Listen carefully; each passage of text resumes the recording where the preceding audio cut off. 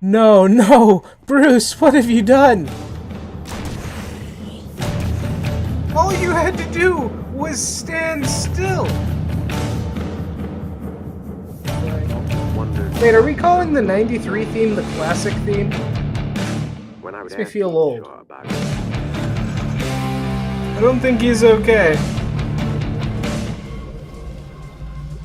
Ah, I can teleport too. Oh,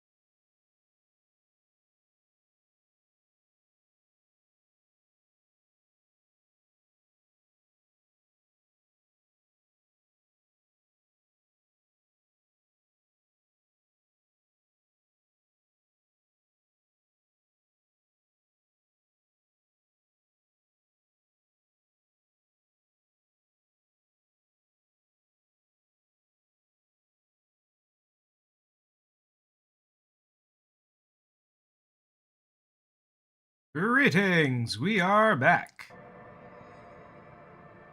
Need to continue on our murder mystery adventure with Disco Elysium. Let's see, what were we doing? Oh yeah, we were in a race against time. That's right. Gotta get this body moving somewhere.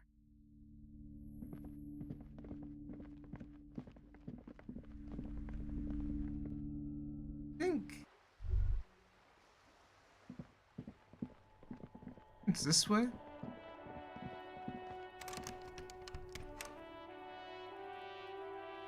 No?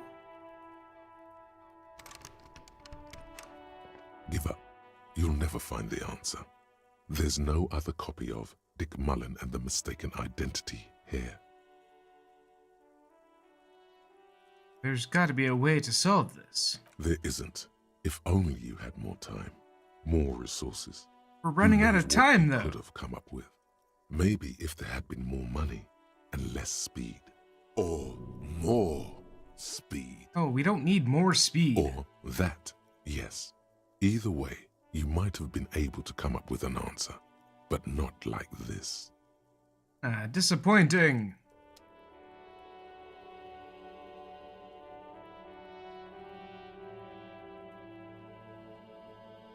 Okay, so not out here. We need to find the basement.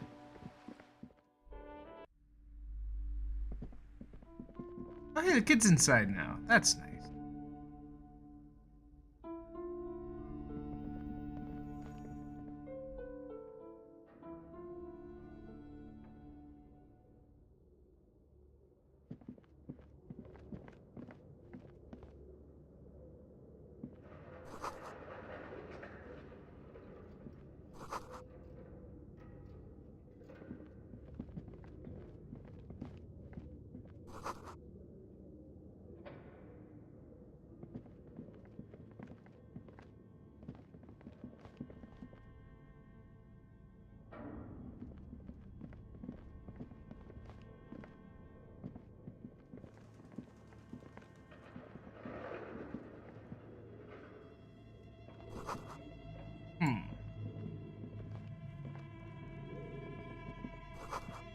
Wild animals stare you at the dark, stuffed and mounted.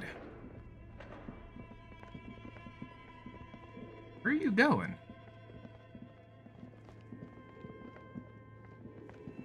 Oh!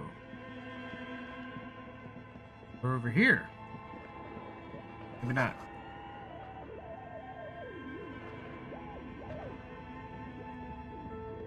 Okay, where the... None of this is basement. This is all upstairs.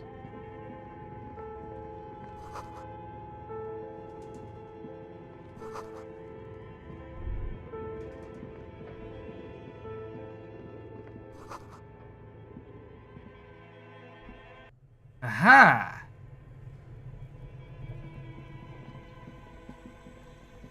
You see a terrifying ice bear with a strange compartment in its belly. The door is covered in frost, and the bear's eyes Found are it. glowing red. The bear looks oddly realistic. Is it taxidermy? Crack open the door. A gust of freezing cold air rushes to greet you. You hear a low grumble as the bear regulates itself. This is the inside of a refrigerator. The lieutenant takes a peek inside. His hand has found the holster of his gun. Inside the refrigerator. The shelves are empty. All you see are crumpled ice cream wrappers with the brand name, Revachol Ice City. A handwritten note has been attached to the door. The fridge is huge. It's big enough for 2 corpses. It's certainly an eccentric choice, but it is capacious and cold enough, too. But the optics on this are awful, he thinks. We need to be as silent as we can. Your visual confirms you could fit 2 more bodies in the ice bear fridge. Shall we go and get the body, then? I'll take the head, you take the feet. The stairs won't be easy, but we'll manage. Let's do this. The body is heavier than you expected and stinkier. It takes half an hour to get it down to the basement. Then 10 more minutes to stuff it into the fridge. Oh, The lieutenant takes a step back to admire your handiwork. Beautiful. A dead body in a nice bare fridge. This is some of the best police work I've ever done. really? You think it's good work?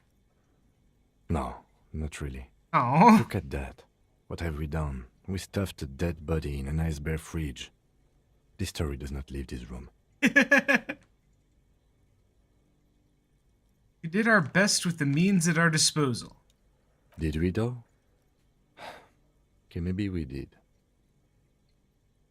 At least we've stopped the body from decomposing further. Now you can conduct another inspection under controlled circumstances.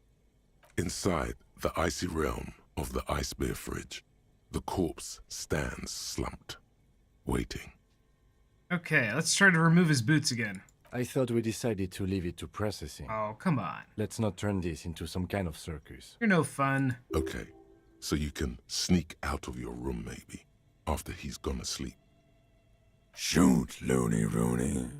How do you like the fridge? I like it a lot, brother. This really is your finest hour. You're a genius. A regular Corporangelo. All right. The autopsy, you said you have ancient mysteries. Oh yes, Cobo mi Lobo. In the gift horse's mouth. Tracts and wakes and waterways. Ancient materials buried. Yeah, but to where, brother? Just a small gulp away, my beloved Kobo. A small gulp away. Why do I feel like I've forgotten something terrible? Because you have.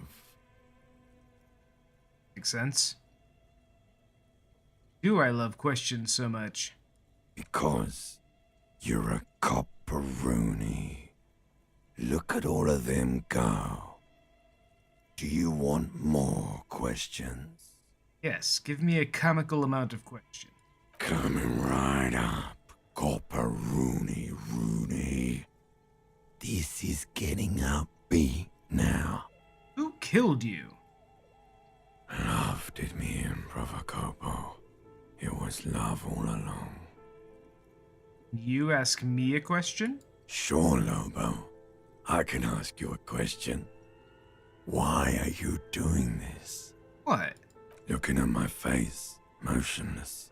Looking into my eyes. Standing here. Why are you investigating my murder?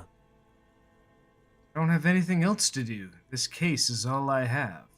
I am all you have. Then you truly lost it all, brother. Let the world drag it all away from you. And what it left, you pissed away. And here we are. Come back later, Corpo. Amuse yourself with my frank manners and my memento mori features. That's so large. If possible, also, see me in your dreams. So why do I only have 2 perception? I feel like I should have more perception then. Your arm reaches out and your eyes close, as if by their own volition. It's dark all around. You feel cold, dead flesh through the latex glove. It's right under the palm of your hand. What's this?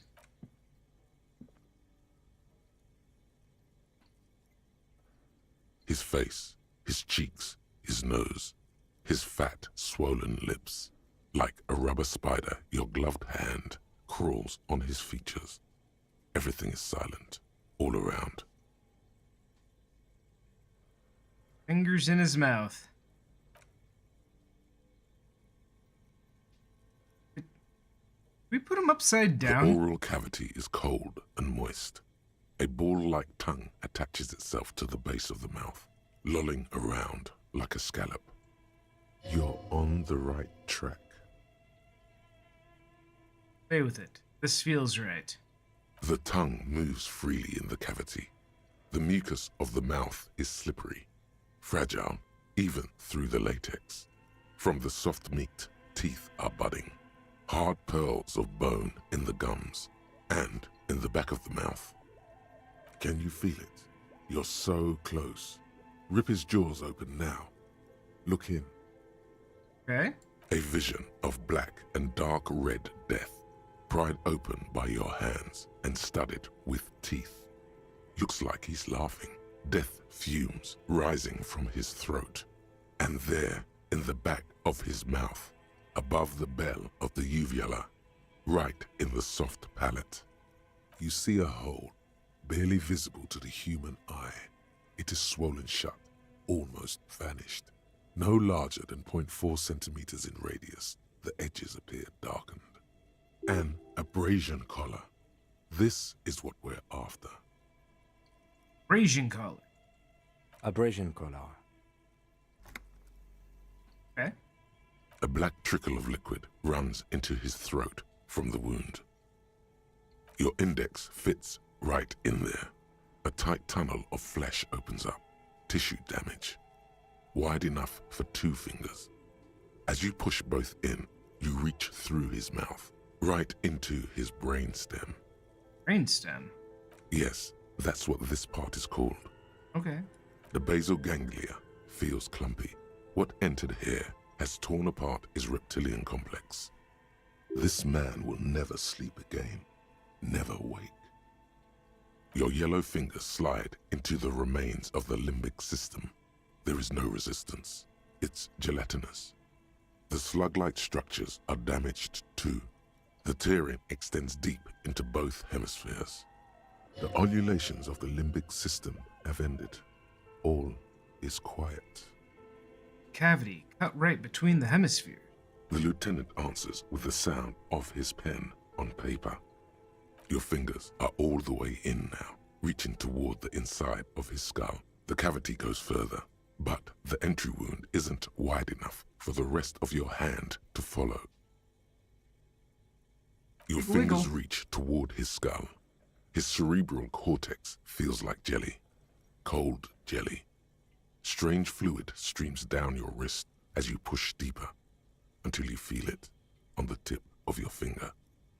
Ice-cold serrated metal. Its edges cut right through the latex and into your finger. Feel a solid object right under the skull. Can you get to it? Inspect the skull There's first. a tiny crack, a protrusion in the cranium, right in the back of his head. Your finger must be pointing straight at it, from the inside. The object that is in there stops just short of the skull, in the encephalus, knocking this tiny fracture into the cranium. We have the makings of a very small exit wound here. Shit out. Oof. Wasn't a high roll. You pick the object between your index and middle finger. It feels sharp, like metal. With your face twisting from pain and concentration, all you need to do is just... Got it. Good. The inside of the head feels cold and smooth, like a glove. Sweat dripping down your brow. Careful not to lose the prize between your fingers. With a plop, your hand emerges from the mouth. The garden glove is covered in blood right up to the wrist. Between your fingers, a small flower, a blossom made of lead. A bullet.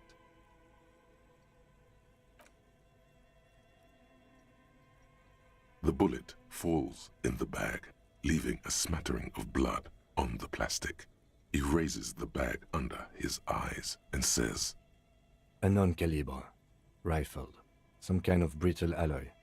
Fractured on impact. Keep it, Lieutenant, as a gift. No, you deserve it. We can log it later. We need to add an item to the injury list. Injury number 4. Oval entry wound with an abrasion collar. Soft palate, back of mouth. High velocity. Temporary cavity in brain tissue. Small exit wound on the occiput. How does that sound? That's about right. Opinion, fatal injury. Agreed. And one last thing. We can now fill in injury number 3. Ligament mark. Opinion, non-fatal. Post-mortem. Treatment. Treatment. He's proposing the bullet was the real cause of death, and the hanging an attempt to conceal this fact. Ligament mark, the fractured hypoid bone, it was all treatment. Yes, and the belt around his neck. The hanging. Even dragging him to the yard. All of it was done after this man was already dead. Agreed. I have had my doubts since you showed me the tracks. Why did they carry him over? Why not march him, I thought. There was no satisfying explanation. There have been other signs too. Small things. We were right not to assign hanging as cause of death, as the perpetrators expected we would. No such luck for them. We didn't fall for it, he thinks. There's pride in there. Yeah, there is. There is, of course, the very real possibility he was both shot and hanged. Who would do this? Why would anyone do this? To hide something. The real killer? The real motivation? What really happened here? Who would do this? That's for us to find out. But this, it will make finding them just a little easier. The bullet holds more answers. Yes, we should take a closer look at it. I am certain it has more to tell us. This little thing could reveal much about the weapon that shot it. Need to wash myself. Oh, you really do. I am glad to hear you say that. Your room in the Whirling in Rags should come with a bathroom. Be sure to make use of it in the evening. Happens next. We bag the corpse and carry him to the holding pen of my kinema. I can transport him to processing myself, but I will be gone for the rest of the day. What should I do in the meanwhile? Work on the case. Tend to personal matters. Try not to do anything too dangerous. An officer needs backup in a neighborhood like this. I'll leave that choice to you. And one more thing. Great work, detective. Aww. After you bag the corpse, Lieutenant Kitsuragi will leave the party until tomorrow morning. You can do side tasks and even the main case, but it might be more difficult. Plan his exit accordingly. Take the note from the door. You pocket the note and the little fridge magnets keeping it on the door. I'm in an ice cream wrapper. A friendly cartoon bear smiles back at you from a glossy cellophane wrapper. It looks nothing like the fridge or the decomposing body in it. What is a giant bear-shaped fridge doing in an abandoned cellar in the first place? Good question. It looks like an ice cream fridge. They tried to sell ice cream from a hyper-carnivore? I know. What an unfortunate marketing choice. I mean, I'd buy ice cream out of there. What is even worse, the bear is still costing them money to this day. The electricity bill must be catastrophic. On the other hand, it did help us with a certain corpse situation. It's true. Lucky us. Check out the rest of this place.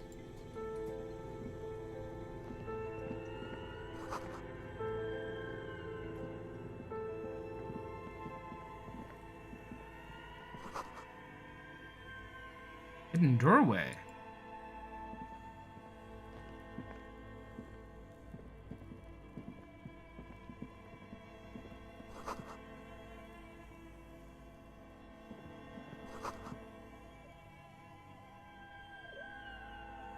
He has stuck busted guns beneath the ceiling?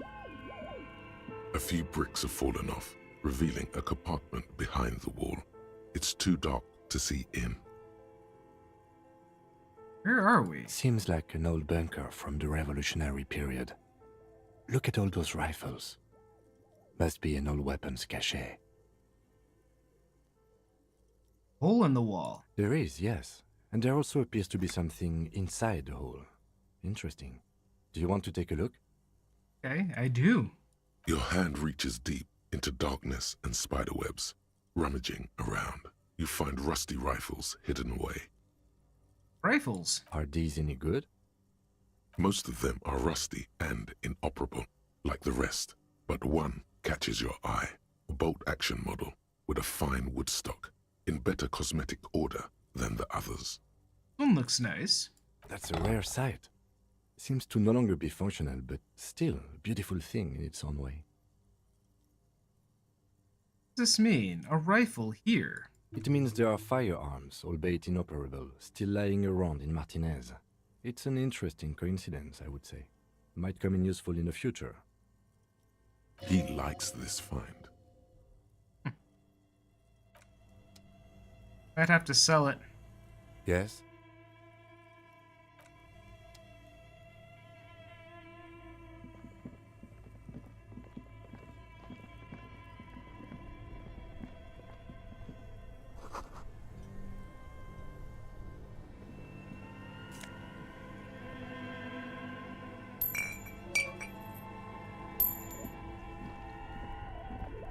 Two cables are plugged into the breaker box.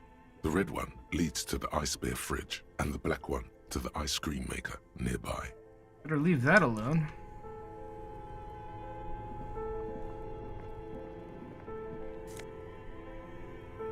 Sane mesh tank top. Improve our drama. Oh. Really? We have shirt. Improve physical instrument.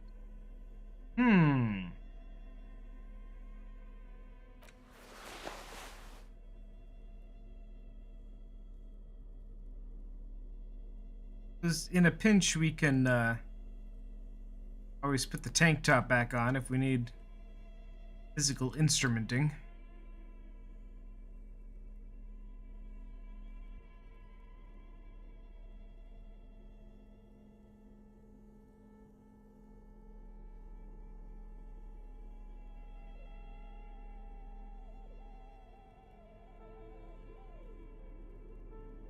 Any hats yet?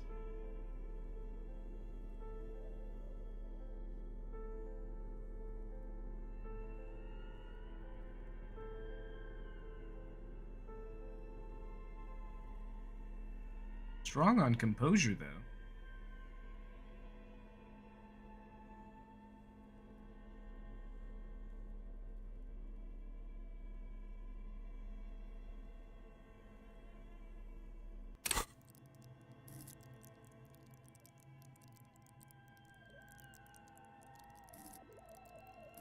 Skill point to do. 3?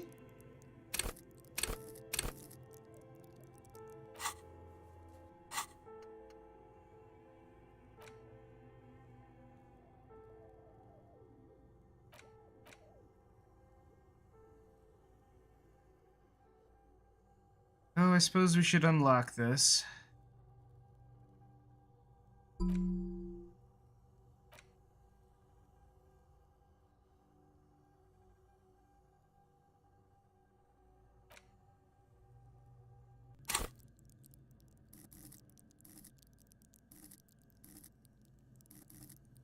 Let's see. Still have a couple of skill points.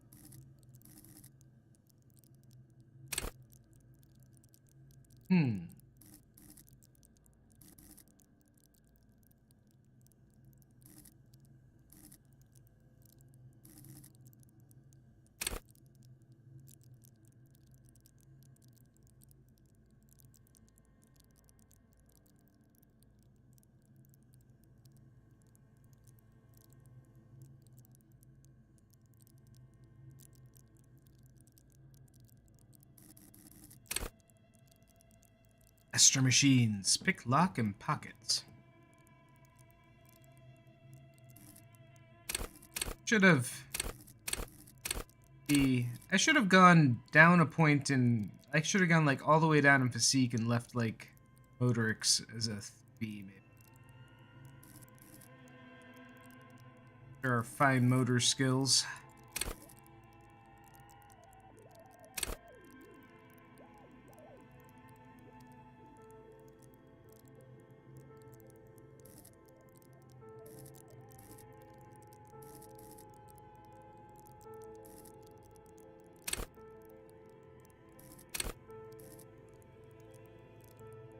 Level up our perception.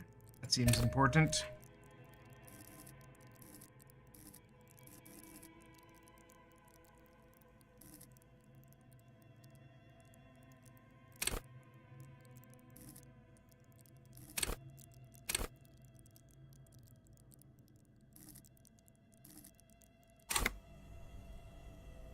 Leave a point for a rainy day. How the fuck did we get out here? So this does go there.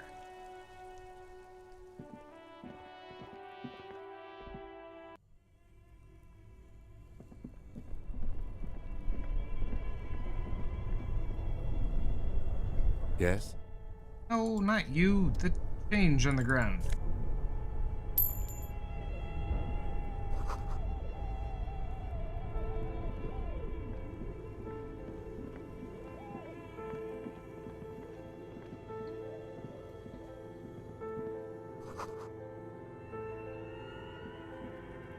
A thick layer of coal dust covers the furnace, coloring it pitch black. Looks like this furnace has a face, and it's a face of agony.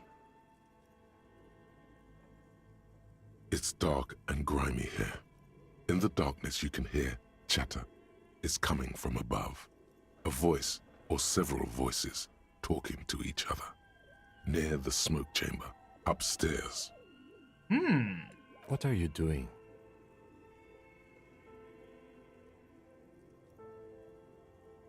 Not sure, Kim, but I think I can hear someone talking upstairs. Wait, really? We should investigate, see if someone's upstairs.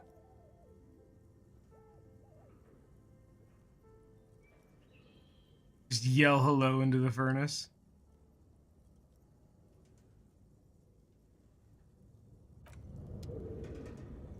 I lose the element of surprise.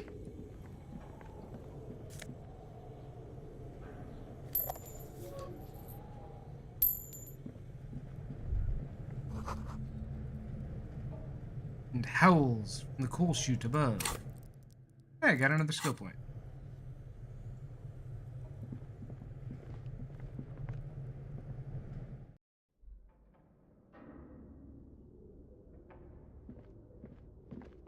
This old fireplace is covered in lines drawn in blue and red marker, the mesh spreading over the stone like blood vessels on alabaster skin.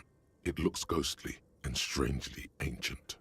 A diagram for summoning some time-forgotten being? The symbols seem very esoteric. The whole thing resembles Kadran mosaic tiles. Very pedantic. Hold on, how do I know what Kadran mosaic tiles are supposed to look like? History classes, students with their textbooks open, studying the roots of our civilization. Those aquarelle blue tiles looked beautiful in the sun. What am I looking at? Radio frequencies, it seems. UKV 123.6, UKV 123.7, UKV 123.9. Some written notes, too. Sparse and cryptic. Frequencies for what? Unclear. It looks like a cardiovascular system split into veins and capillaries. Very advanced. So we're dealing with something medical here. You think so?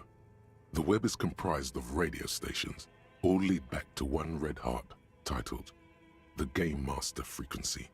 A note says, this one can listen in on any station it wants. Wait, so who's the Game Master? Someone very important. A conductor for the hundreds of story threads that pass through the Game Master's frequency. It's a game, then who's playing? Whoever decides to call in to a call-in station, it looks like. All of this is gone, left unrealized. There's no way a little basement studio working here could pull anything like this off. My God, it's as if the less money they had, the more ambitious their project became. Why do you say that? The schedule. I know doom when I see it. The company was running out of funding. Nothing. It's just lines on marble. An echo from times long gone. No one has used the fireplace in ages. This old fireplace, a diagram, the whole thing resembles. I guess we're done with that.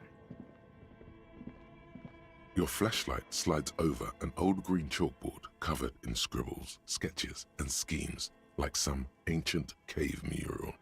Some of the writing has faded with age, but you can still make out sections here and there. Photos and drawings have been pinned to the board.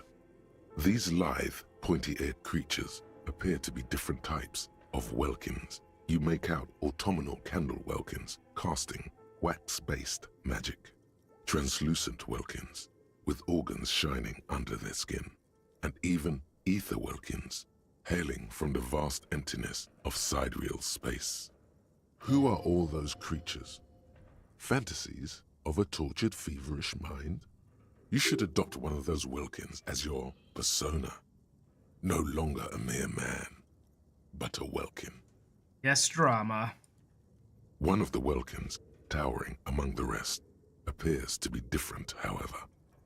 It's Vara Hamira, a high welkin, his face white and scarred like cracked marble. This is clearly a welkin supremacist. The note says, all non-welkin races will be purged. The Haldor, the Tworg, the humans, and even headless men, all of them, purged.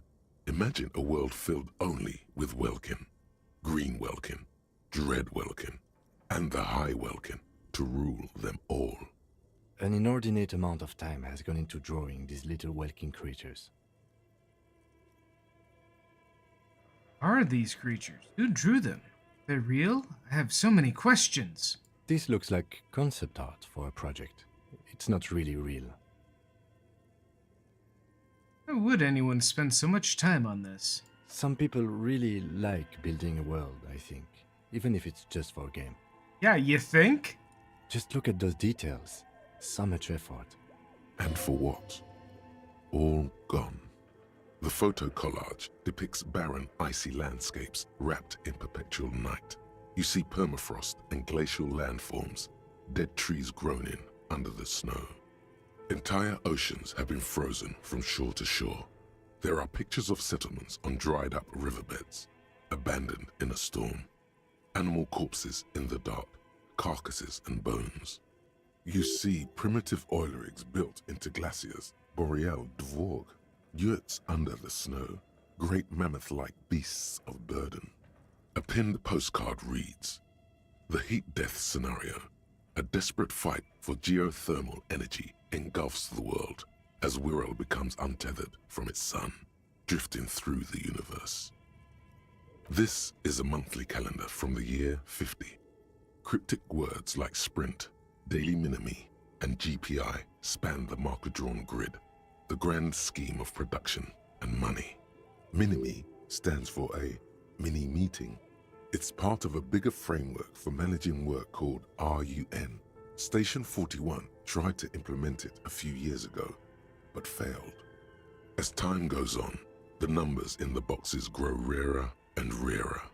The board becomes an empty snowfield in the final days. Only failure and regret dwell in this region. Looks like they didn't make it.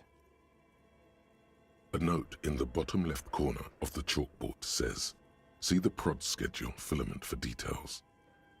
The handwriting is only partly legible, but you can still make out 3 slogans: Call in, Tune out, Wirral Untethered, and Heat Death of the Universe.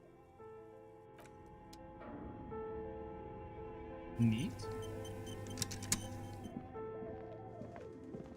This appears to be some kind of machine with a cube-shaped heart and a wired framework. The keyboard has a rectangular on-off button. A piece of paper still hangs from the printer. A radio computer. Just sitting here without anyone inside.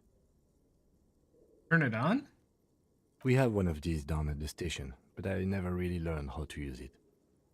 The machine lights up like some prehistoric animal stirring from its slumber, revealing fluorescent play and print keys on the keyboard. The hatch on the machine's central compartment is wide open.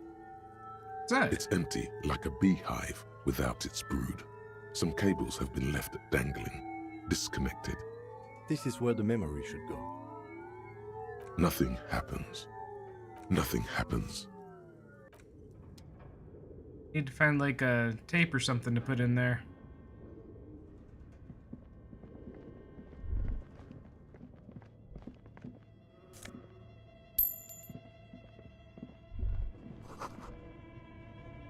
Where are the clothes it used to display? What?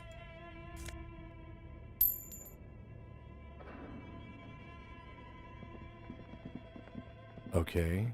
What do you think is going on with that computer, chalkboard, and fireplace? It's a failed business. The only question is, what the hell were they making? Yes, that is the question. It looks like one of those popular pen and paper role-playing games, only these people were trying to automate it, make it work on radio computers. Utter madness, he thinks, as a compliment. That ever been done before? Not to my knowledge. They make automated games in Grad, Messina, Königstein. You know, places with industry. Not in Revachol West, among the ruins. But I don't think anyone has attempted to create an interisolary game before. We just don't have the technology. This was a role-playing game? Indeed, those Welkins are a dead giveaway. Role-playing people love that stuff. The world looks like a modified version of the We World board game, with hit death thrown in. Super cool. Someone should give them millions of real. Immediately. This game is too good to be left unfinished. How were they planning to do that? Through call-in stations. None of the players have to be physically present. Anyone in the world can participate in the game, as long as they have a two-way radio. Then there's the Game Master frequency that listens in on the smaller call-in stations. I think that was supposed to coordinate the stories, functioning as a master of ceremonies of sorts. What do you think happened to the company? No idea. They stopped filling out the schedule on the chalkboard. Wow. Indeed, it's ambitious and untethered from reality, but...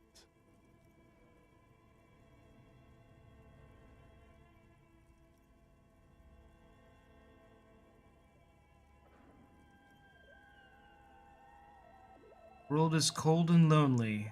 Could keep it company. Let's finish it. It's too late for that, I'm afraid. Okay, let's keep moving.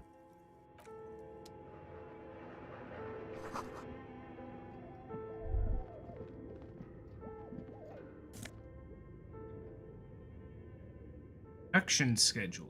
Filament memory. Looks like someone tried to reconceptualize their business here. Don't get it. Look, the skis and rotor blades both bear the same Slipstream logo. It seems likely that they started out making one, failed to turn a profit, and then pivoted to producing the other.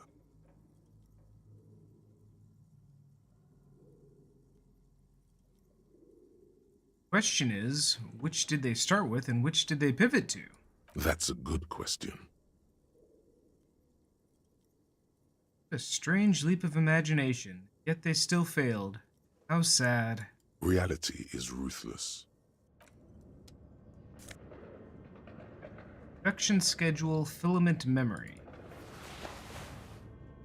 I wonder if that's what goes in here.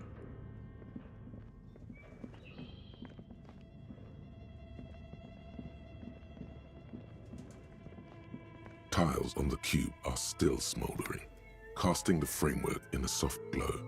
Fluorescent play and print keys shine on the keyboard. Like a smooth draw, the filament slides into place. On the keyboard, the play key starts blinking. A bar of fabric right above the keyboard starts producing a soft hum. The sound of static seeps through the machine's planar magnetic driver. Have you stirred the ghost of the doomed commercial area from its rest? Could this be its dismembered heart beginning to flutter? The static gets louder, slowly filling up the abandoned hall, until a voice speaks out, crackling and old, cutting into the air. Good afternoon. Fortress accident en rue de Saint-Ghislaine. This is East Insulindian Repeater Station 1. Please repeat. Is this the production schedule? What's the production schedule? The filament you have inserted into the reader. Ah, right. That was a question. Have you inserted it into the core? Yes. Good. Please repeat the password. Password? Of course it would have a password. That's why there's a human administrator involved. You should ask her for a hint. Password? I'm really bad at passwords. Can you give me a hint? No. Huh? A hint system is not part of the protocol for repeater stations. Thing is, this is the police. Please open this thing. I am contractually obliged to protect the privacy of the filament holder for stress accident. Without filing a warrant with Lintel, I cannot give you access to this filament. I'm afraid we are not doing that, unless we want to wait for a month. Now, can you please repeat the password? Is it my birthday? Still no. Oh, then I don't know. Received. I will register this login attempt. Don't worry. Passwords have a way of turning up sooner or later. Fortress accident. Is there anything else I can do for you today? Are you a machine or are you alive? Yes, I am alive.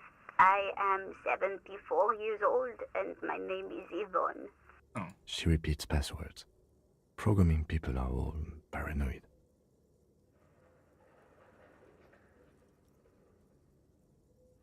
Okay, but where are you? How did you know where I am? I work as a repeater at the East Insulindian repeater station. It's my job to know where you are, Fortress Accident. As for me, well, I am sitting in my cubicle, surrounded by a wall of radios. Doesn't it get lonely, sitting there all by herself? Doesn't it get lonely? Lonely? Why would it get lonely? I get to talk to people all day. That's why she does this. Now, please tell me if there's anything else I can do, Fortress Accident. Why do you call me Fortress Accident? Fortress Accident is the company on whose name the terminal you are currently using has been registered to. Any other information? One moment. Fortress Accident SCA produces revolutionary interactive call-in radio games. That's what the catalog says. That's not bad. Wow, so conceptual. What's this interactive call-in radio game? Any other questions? That's all for now. Thank you, and goodbye. Tiles on the cube are still smoldering, casting the framework in a soft glow. For rest, nothing happens. Find a password. This old fireplace, a diagram for summoning some time. The whole thing resembles Kadran mosaic tiles. Radio frequencies, it's unclear. It looks like a cardiovascular system split into veins and capillaries. Perhaps the web, whoever decides all of this is, there's no My god. It's as if the schedule. nothing. Okay, no passwords there. Your flashlight, some of the writing has faded with the handwriting is only partly legible, but you can still make out 3 slogans: call in, tune out, we're all untethered, and heat death of the universe.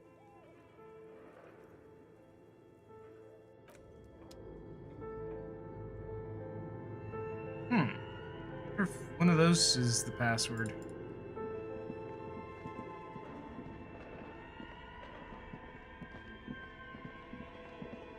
I feel like there would be some kind of Tiles indication. on the cube are still. The speaker comes to life. Good afternoon. Please repeat. Good.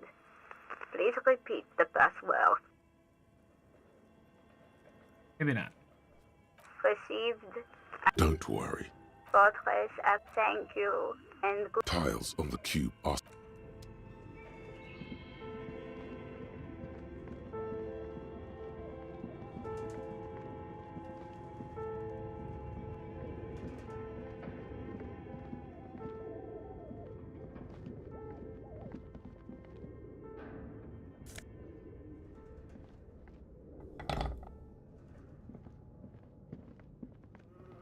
A barbell lies on the floor. It's 60 kilograms. Your triceps hum at the sight of these weights. Show the world what kind of beast it's dealing with. Lift them. I don't know about that. There are no collars on the barbell. This is a safety hazard. Why does it feel so familiar?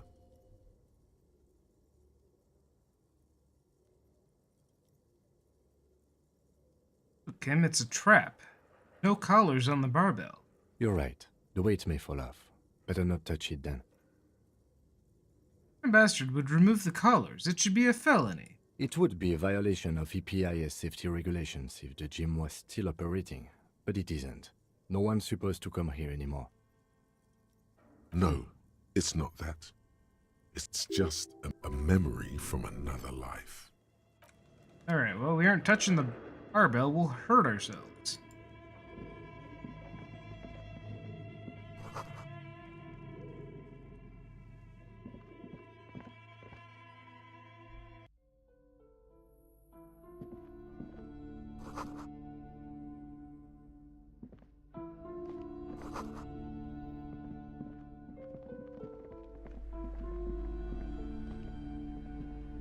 You're alive and well. Don't keep me waiting now. What's in there? In that dark sarcophagus? Dark sarcophagus. Yes, yes. How was it? Tell her how ghastly it was. You know it's what she wants to hear. It was a charnel house of failed business enterprises, leeching life energy from this bookstore. I knew it. Oh, such horrors that have been thrust upon us. But what else did you find? Did anything survive? No, of course not. Have you located the entity? You don't have anything of substance to tell her until you found that entity of hers. Oh. Okay, but please, only a few questions. Yes, the Simonees are very... The woman looks aloof.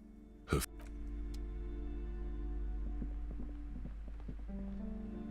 I'm sorry, sir. I can't talk right now. I'm very busy with my homework. I have... You just can't win. Out of the rain and into the gutter.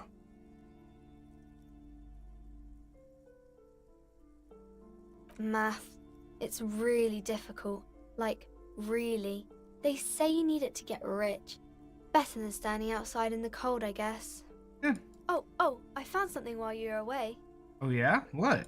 I thought this would fit you. Like, thanks for helping out. Not me. The city, I mean. Like a detective does. Detective hat? Yes, just like the one Dick Mullen wears all the time. You'll look way more serious with that. Right, I have to get back to my homework now, before Mum notices. Alright, Nah, see this you is around, hard. Annette. We got a hat. Ooh, it makes us smarter. Yes.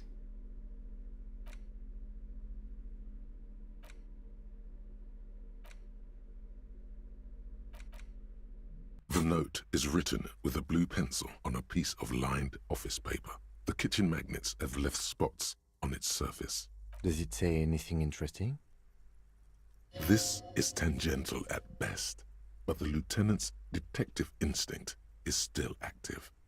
Someone has scribbled, S. I can't believe the off-site copy is still here. The illiterate ginger kid keeps stealing stuff from the studio, so I had to hide it somewhere safe. The illiterate ginger kid. You'll find the filament memory with the off-site copy in the frozen ice cream maker. Please take it home, ASAP. It's important. I'd do it myself if I lived in a civilized place with a freezer. Take care, Sully Swaff. The frozen ice cream maker. I don't know. I assume it's somewhere. Didn't you see one right next to the breaker box? Yes, we did. Wonder who wrote that Looks note. like someone from that radio game company upstairs.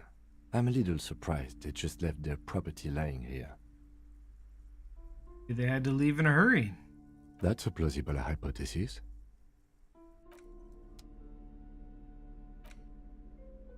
The bullet is safely sealed away in a plastic bag bearing the RCM stamp. Kim has filled out the label on the bag with the item number, case number, and date and location the bullet was found. Beside his orderly handwriting, the bullet looks especially sad, like a tiny, shriveled head of cauliflower. What do I do with you, Bullet? What? Said, what do I do with you, Bullet? Well, if I was the bullet, which I'm not, I would say find the weapon that shot me. Good idea. If we find who owns it, we will have likely found who used it, possibly to kill our victim. In conclusion, The more we know about this bullet of yours, the better. The squashed bullet has some sharp edges where the jacket has split open. It feels cold, even through the bag. You wouldn't ordinarily have cause to handle jacketed bullets. The citizens' militia uses cast bullets only.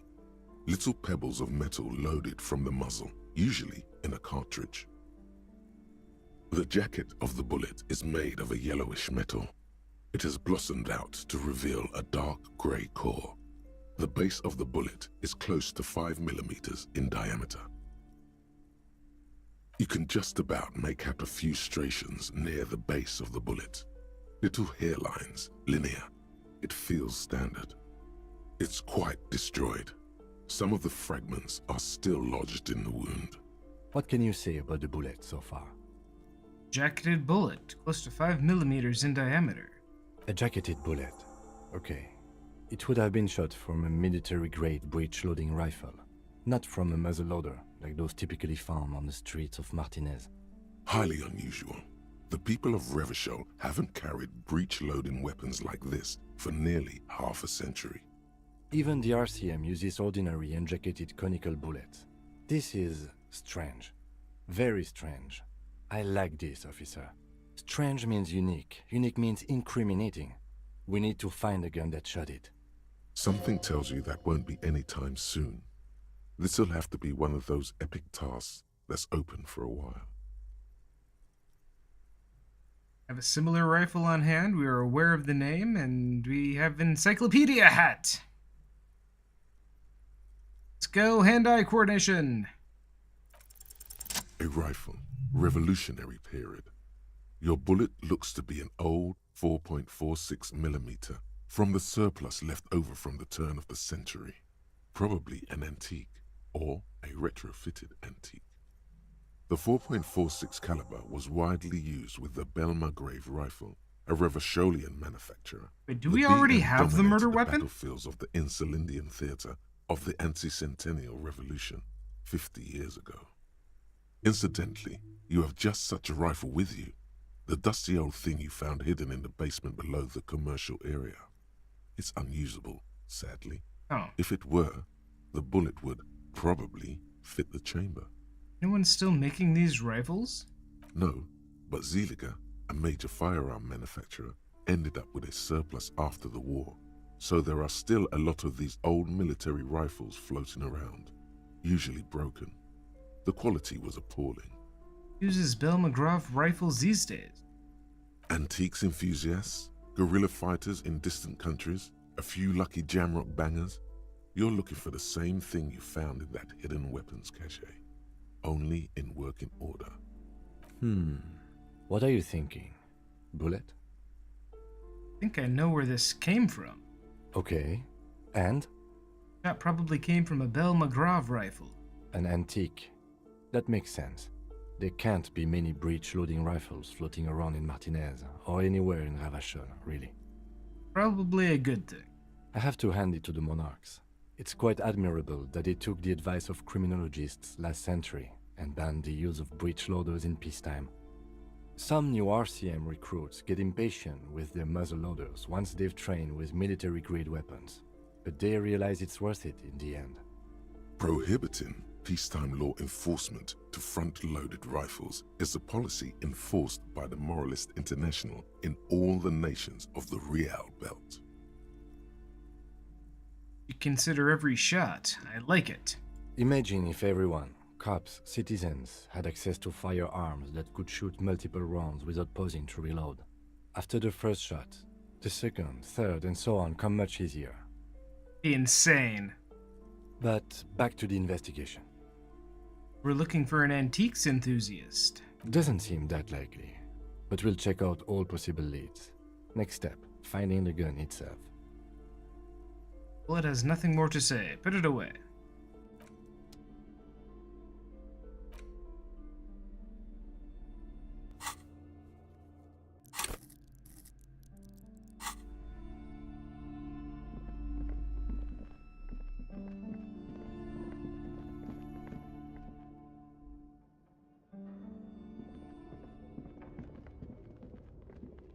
Guess we could have gone out and around.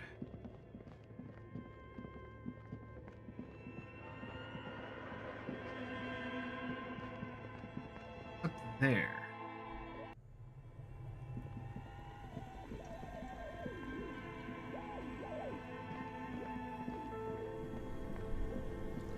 This orange machine is buzzing like an old submarine. It has a hand-cranked ice cream churner on top and an electric freezer that appears to be frozen shut. You slip your fingers under the frozen lid, but the ice is too cold for you to get a good grip. A pry bar would come in handy here. If you want to try again, then you need to have the pry bar in your hand, detective. Equip the Fine. pry bar by going to the Tools tab in your inventory. From there, you can equip it to a held slot. Can't get to the tool tab.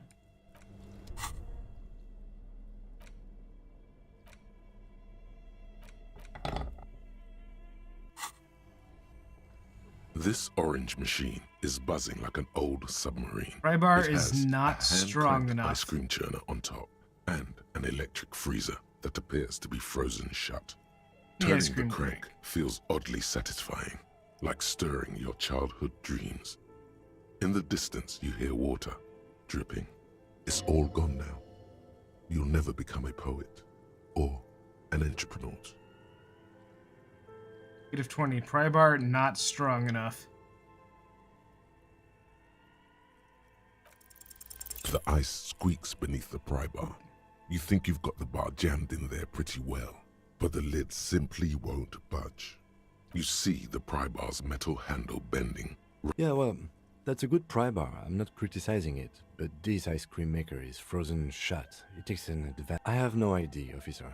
Sooner or later, you will stumble upon a tool mighty. Two cables are plugged into the breaker box. The red one leads to the ice bear, something close to you. Why did you do that? Because it's black. Color of the immeasurable cosmos. The lieutenant raises his brows, but doesn't say anything. This orange machine is dead still. It has a hand-cranked ice cream churner and an electric freezer. The ice around it slowly melting. It's 2. Machine unplugged. Okay, so the ice will melt and we can that out. Eventually. Alright, so it's what? Just about 6 o'clock.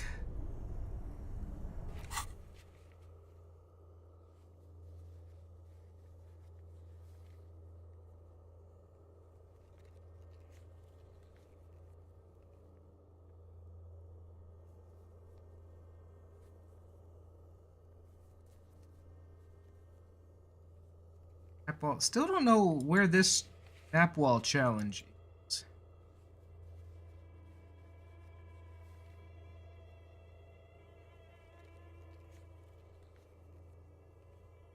Interior window.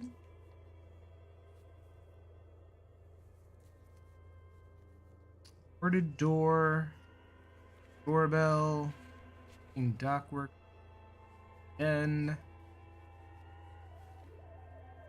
What's that one?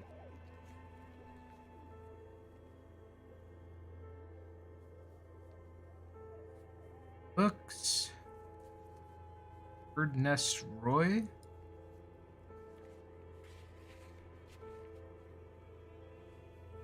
Ledger.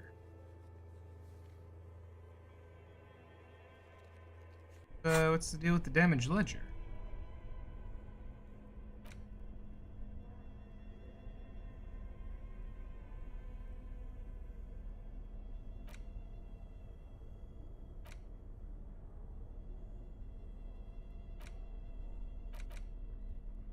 It's the ledger you found in the trash. A cabbage of papers hanging from the board, with the permeables drawer inside.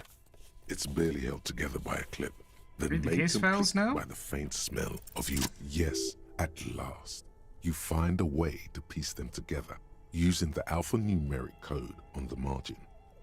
HDB 41, date of initialization and time of arrival on the scene. Followed, What's this? 41 is your precinct. What's HDB? It's safe to say those are the initials of the officer responsible for the Harry. case. Your initials. Harry Dubois, Harry Dubois. HDB. Still feels like there's something missing from that. World mural. This one is relatively easy to reconstruct. Overnight on 1202, a graffito, nay, a mural, appears on an 8-story tenement overlooking central Jamrock. The building is a sparsely inhabited ghost tower, part of a failed real estate development called Grand Couronne. Cause of failure, rent too high. The mural is enormous. 2 silhouettes, a man and a woman, are kissing.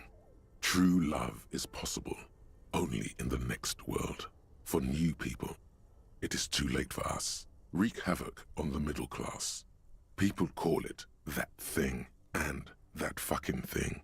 It's visible for miles. In 2 days, the station's complaints desk gets clogged with requests to remove the bummer. You and your partner are assigned to the case. The graffito crew is easy to track down. Only the bell lectures have the literage of industrial paint to cover the surface. One of the graffito artists is rumored to be rich. They take responsibility for the execution, but not the design. The ideologue of the Next World mural, as the crew calls it, remains an unknown. Came up with it. The case files do not show you finding the author of the design. Aw. The crew agrees to clean up after themselves. However, your partner, JV, is against the removal, citing public support for conservation.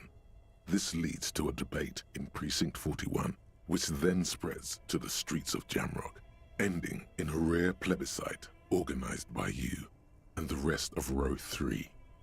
The 9,000 people subjected to the mural's message, all of Lakeside, Central Jamrock, and Villalobos, plus half of the eminent domain, participate in the vote. Although the case begins with what appears to be a lot of rambling on the streets as to how juvenile and stupid the mural is, given a choice between 2 options. The mural, it's right. A staggering 78% of voters choose to keep it. Turns out the opposition were a loud minority. And that love truly is possible in the next world for new people. And it is too late for us.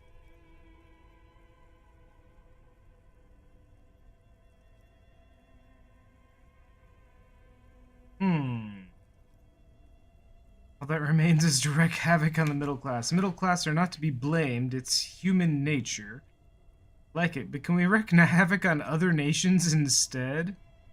Must have voted, and possibly even lobbied to remove this thing, because I don't believe it one bit. We'll say the middle class are not to be blamed for human nature. Did anyone ask you what you believe in, man with the smelly toilet ledger? Damn. What do you want to tackle next? Or are we done? We can revisit this. Not much has changed in the meanwhile.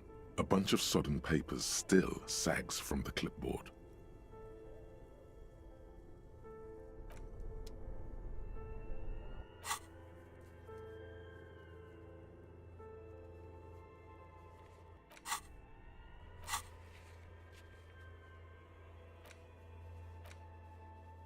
Oh yeah, what, let's see. What time are we supposed to talk to that dude?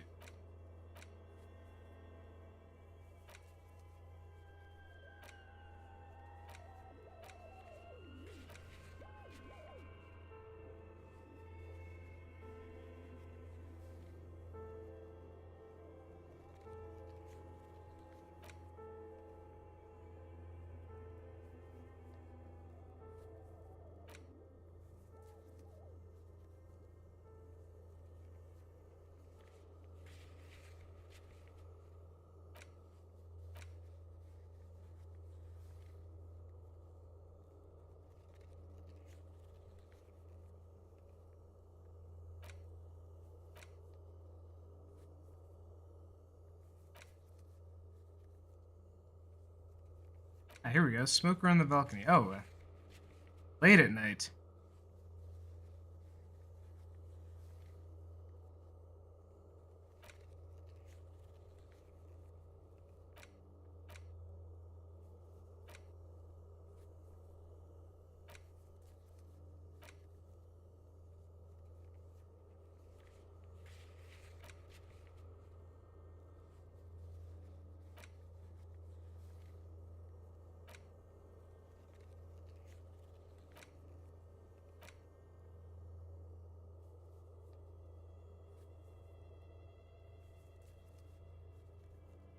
You call Alice about the armor?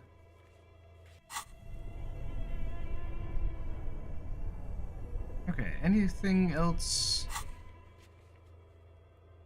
we can do while we got Kim here? We'll hit the smoker on the balcony after Kim's gone, I guess. We don't want to keep him here until 9 o'clock.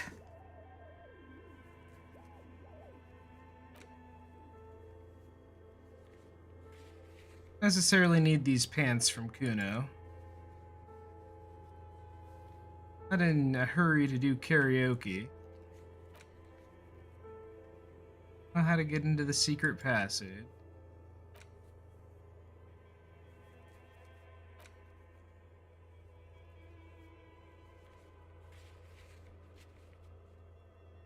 Figure out how the drug stuff is going.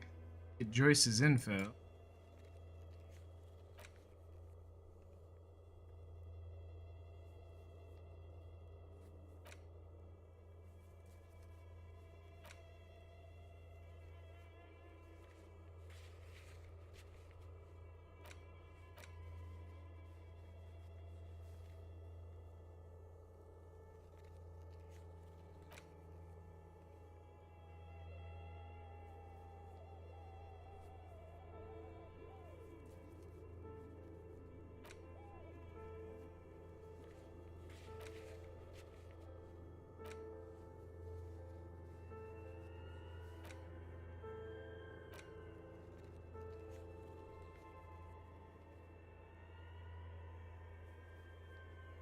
In the chimney.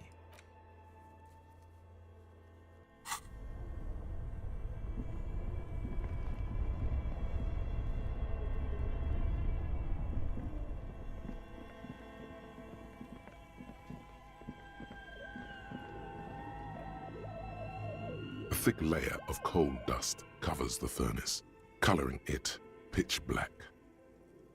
Voices I hear. Maybe it's the malignant entity. You're right. The rooms do look like they're connected, but malignant entities don't exist. At least not the supernatural kind. Always has to be the skeptic, this man. Oh? You muster all your strength and yell. We failed yelling. Your dehydrated, hungover throat, a lifetime of smoking and drinking will do that to you. Come on. The chatter from the chimney continues on as before. You seem to have made no impression on whatever's up there. Then again, maybe it's worth actually trying something up there. Maybe you should let your voice rest, officer. Try again later. Yeah. A hollow ring Ow, goes fuck. through the furnace. Your toe hurts.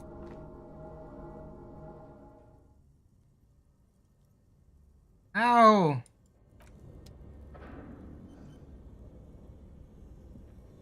That almost killed us.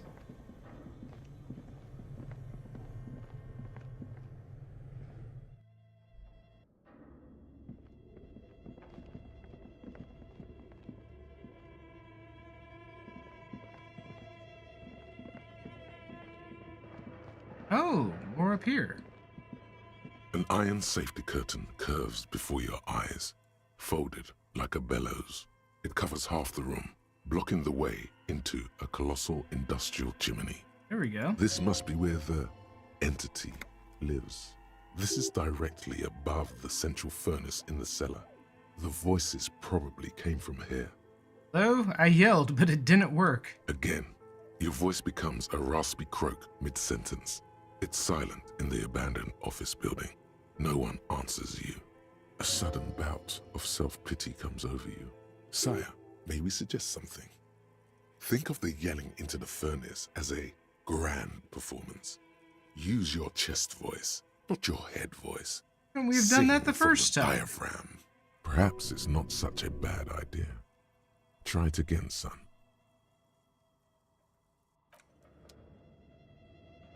Just try to open it.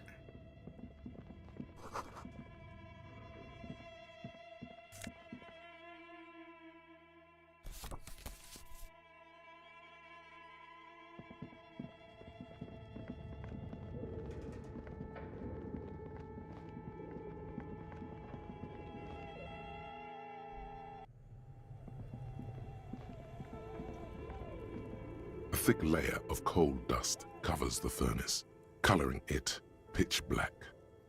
Thing from the diaphragm. Something breaks loose in you. A mighty bellow echoes throughout the chimney's depths. The chatter of tiny But we did get a voices plus above one suddenly for cease. kicking it. Then, Hello? you've awakened the entity. Hello, are you there? Hello? Did you say anything? I can't hear you. Please come upstairs. There's a safety curtain on the second floor. I'll open it. You hear a low rumble upstairs. The sound That of was a easy. curtain Why didn't we being just pulled knock? aside. After you, officer.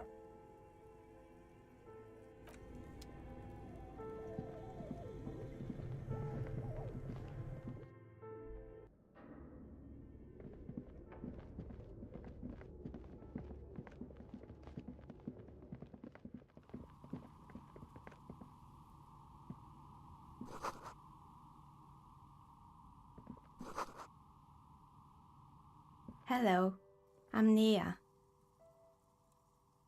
Did you try knocking on my window? I must have missed you. I've been listening to my Milius. Ah, So what kind of die are you looking for? Could this be the malicious entity? Perhaps it's wise to go along with this masquerade for now.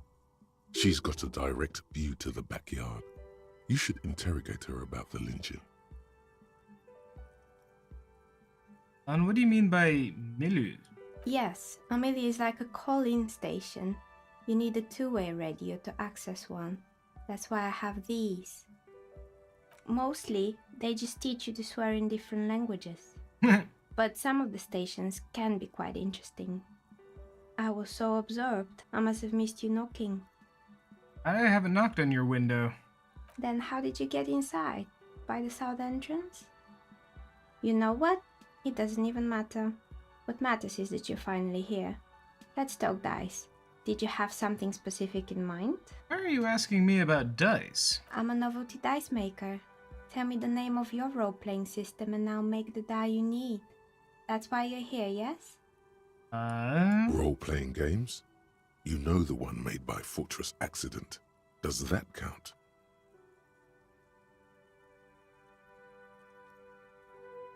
Maybe. Not sure why I'm here, honestly. No, I was looking for something else. Answers. Answers? How strange. These days people only come to me for dice and role-playing games.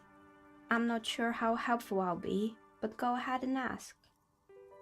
It almost looks as if the stones and dice are a natural part of the room, growing out of the shells like stalagmites. This person means you, or no one else, absolutely no harm. She will answer freely and honestly. No falsehoods are present. She's a novelty dice maker and doesn't have anything to hide. Ask what you need. What do you know about the man who was lynched behind the whirling in rags? Nothing really. I didn't know him. Who cares about the dead body? We might be dealing with a malignant entity here. The lieutenant looks at his notebook, then the woman under the large window. Your window looks directly onto the courtyard. You're saying you didn't see or hear anything unusual last Sunday evening? I'm sorry, detective, but as you know, I usually have my headphones on when I'm working. It shuts out most of the daily ruckus behind my window. You mean by the daily ruckus? Well, there's always something going on in the Whirling's backyard. During daytime, there are usually those kids. And lately, I've been seeing a lot of drunk workers hanging about. Must be because of the strike. She's heard of the murder, but did not see it, sire. But I never saw anyone during that fateful Sunday night, I'm afraid. You often work Sunday nights? It's an odd profession, making dice for people. But I like it, and I prefer doing this to sitting at home. You never took your eyes off the work to look out the window. I might have, but in this case, all I would have seen is my own reflection staring back from the darkness. It's really hard to make anything out in the yard when it's dark outside. That's fair Besides, enough. I rarely get up to look out the window when I'm in the zone. See, thank you for your answers. She nods. Anything else, officer? Where are we anyway?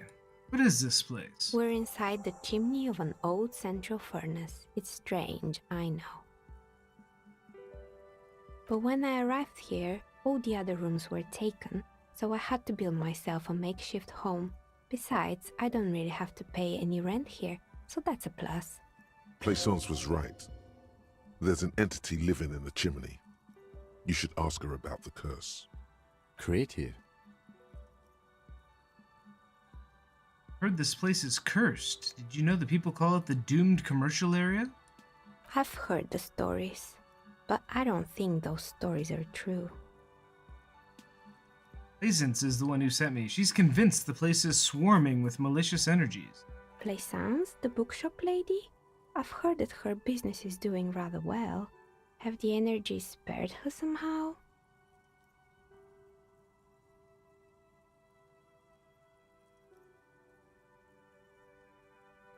Actually, the bookstore isn't doing that well. There are hardly any customers, and she has to exploit her own daughter to keep the company going. Oh, right. But it's not just the bookstore that's still up and running. What about the whirling in rags? Some people say it's part of the building complex. Hold on, the whirling in rags? You could say so. Both houses were built at the same time and under the east of the Commerce Central project. No, the whirling isn't doing well either. Its waitress just took off and the customers have trouble paying bills. And then there is me. I've been here for 14 years, selling novelty dice to role-playing enthusiasts. Not exactly a million-real business idea, yet somehow I've survived despite the talk of malicious energies. Strange, isn't it? Maybe it's just because she's so talented that she's been able to woo the curse.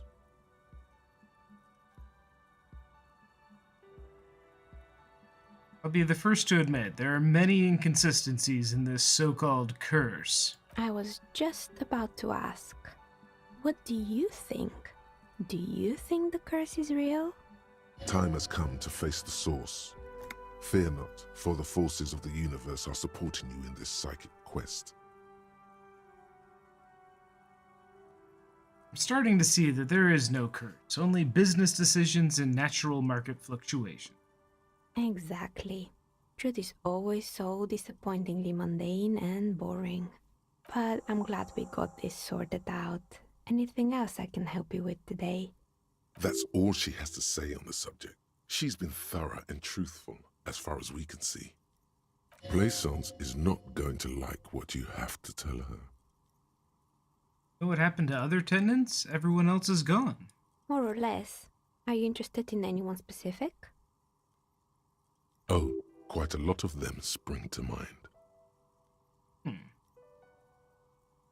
Used to be a hair salon here, right? Wait, there was? Yes, I think it was called Androgynous Orlando or something similar. They weren't a big hit around here. Turns out that working class men don't like genderless haircuts. They're scared of that word. A bit of experimenting every now and then isn't bad. It's not about the haircut, it's about the confidence. I'm a simple man. I don't really have any opinions on hairstyles. Me neither. I just want it off my face. What happened to the gym?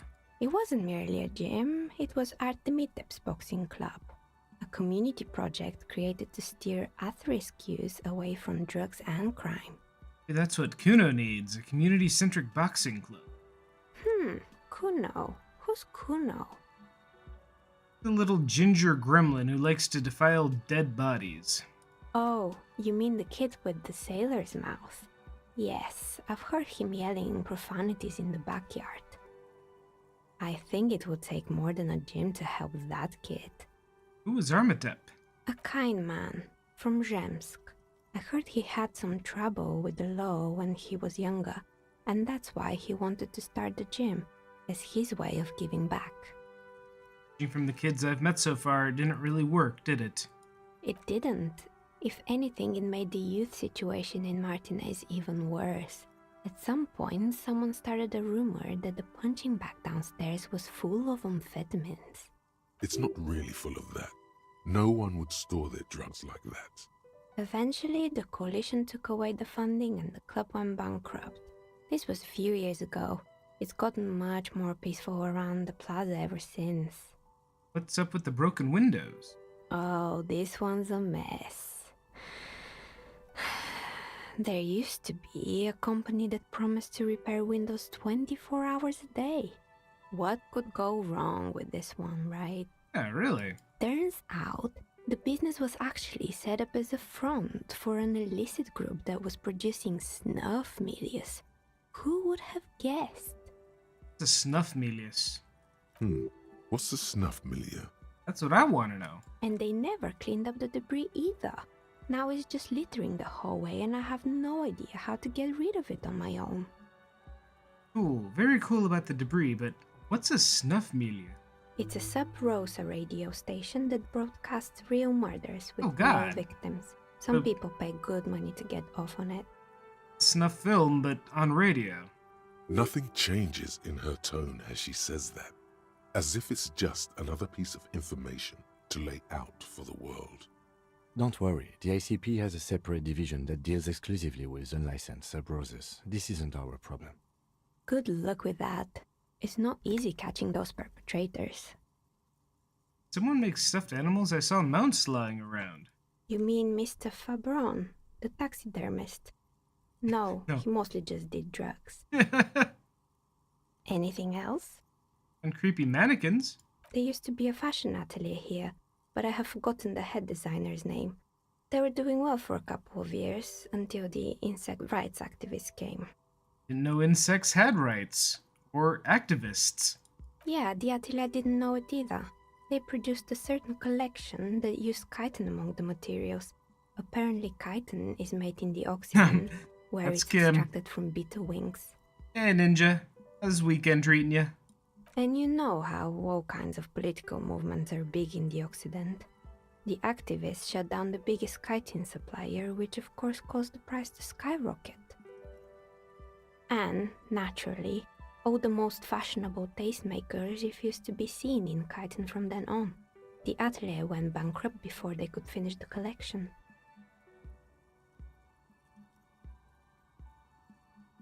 Insects don't have brains. Or feelings. Actually, insects do have brains, but yes, I understand what you're saying. I think that As she shifts around, you notice several dead flies on the windowsill in front of her. Legs up. They're not moving. Sunday's been alright. Pretty lazy day. I really haven't done anything today, which has been nice. I feel unproductive as hell, but it's like the first day in a while that I haven't had really anything to do. anything else? There are things I probably could have done or should have done, but nothing that I really need to do. With the rotor blades and skis. They were made by a company called Slipstream. After they pivoted from making rotor blades to skis, their chief executive took off on a vacation with all their money. Aw. Honestly, I think it's quite funny. I think he's still sending out holiday transmissions from Tulula or Tiumotiri or Hashkor or wherever he is. That's illegal, running off with company's money like that. Why hasn't he been arrested? Sure, it's illegal, but it's not exactly anything extraordinary in business. Besides, Slipstream is history now. All their remaining assets got seized by the bailiffs in 47. I have no idea why those skis and blades are still lying around. How long has she been here? They were just props. Why return them? Strange machine. Fortress Accident, the radio game studio. She liked them. Obviously. They were an interesting bunch. We talked about role-playing systems every now and then. Once, I even saw two of them get into fisticuffs over Wirral. They certainly took their work very seriously. even if they seem to be chronically liberal with their schedules. What do you mean? The usual. They ran out of money and couldn't get the project done on time. Went wrong? Well, I did hear them talking at times. They seemed to believe they were historical individuals on some grand quest. She sounds almost mocking when she says that. From what I've seen so far, the project did look impressive. Yes, but when the money started to run out, they just began to complain a lot about capitalism. You know, how the markets are rigged to keep out new businesses and so on. In the end, they just didn't get it done. They didn't have enough willpower to produce something truly historic, and to show up to work on time. Too bad. I would have supported them. The project looked great. Not the wisest decision. You would have lost all your savings. Anything funded on Patreon. Yeah, basically. The result is 1 on a 20-sided die. The dice is black and filled with little silvery flakes, like snowfall. Anything else? Terrifying taxidermied bear in the cellar. Oh boy, the fabled Revachol ICT. You're in for a treat here. Ooh. The place was owned by two guys who had some rather innovative ideas about marketing. The bear was one of them. Now ask me about their other ideas. Did it involve a penguin? Indeed. What were the other ideas? Okay, what was the other idea? There was really just one, and it involved picking out the prettiest girls in the neighborhood and paying them 20 cents per hour to man the booth. And by man the booth, I mean slump behind the counter with a face that could maim you if you ever dared to disturb their bored magazine browsing. That doesn't sound very good. Sounds like she really didn't like those girls. Fritta does the same thing. What I was gonna say. No, a girl just like that. She works in Frita as a cashier. She's not particularly friendly. Employing silky teenage girls is a widespread practice, yes. Unfortunately, they always come in packs. I'm talking about acne-ridden girlfriends and gorilla-like boyfriends loitering near the shop. At least that's what happened with Revachol ICT. And they already had the bear. What about the bear? The bear. A bear. Of course not. The bear was terrifying. No one wants ice cream guarded by a hostile apex predator. To make matters worse, the fridge didn't work too well either, and half the ice cream came out malformed and partially melted. How does it deal with dead bodies? Eventually, Revachol ICT lost the price war to its rival, Glace 5000. Glace 5000 sold caramel sundaes for only 5 cents a piece, out of regular fridges. I'm sure the bear was doing its best. Maybe, because the taxidermist who made that bear definitely wasn't. Doing his best, I mean. Well, the drugs, probably. He said that the bear was his vision beast. He said he met his vision beast while high on desiccants. Called it Megatherion. Sounds cool.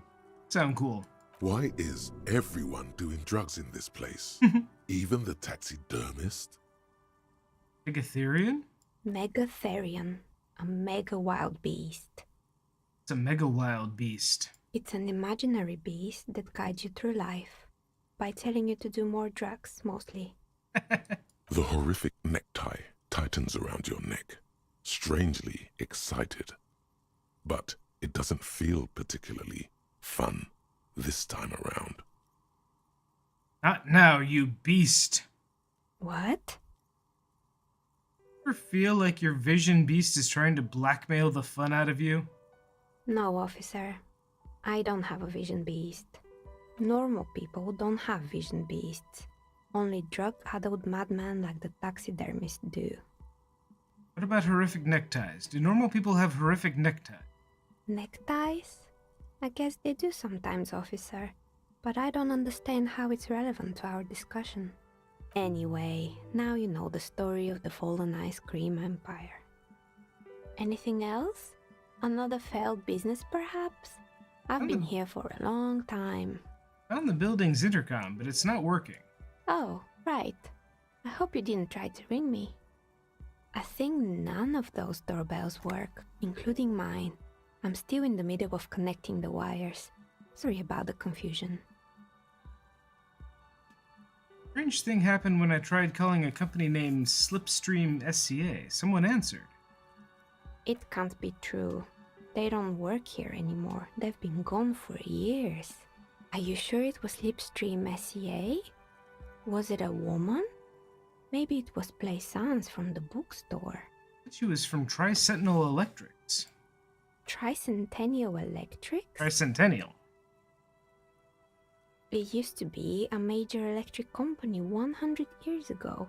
Are you sure it wasn't just some kids playing a prank on you? No, it was something else. Wait, does that It was callbox eerie. call back in time?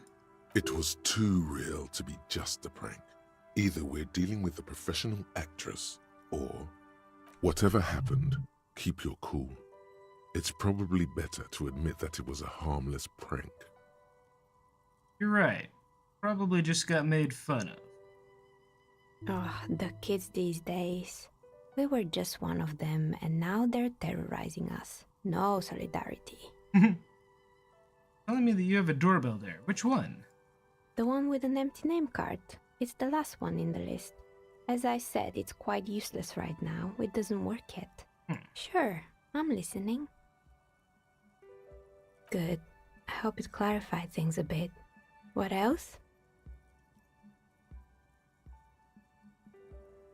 How did you become a dice maker? How did I become one? It was a business decision. I was a regular jeweler at first, but that's an unfocused field with too much competition. Some of my friends were role players. They asked me to make some polyhedral dice out of cobalt. That was my first order. I grew it from there. You like role-playing games yourself? Not especially. I like working with rare materials and a steady pay. And role players as customers?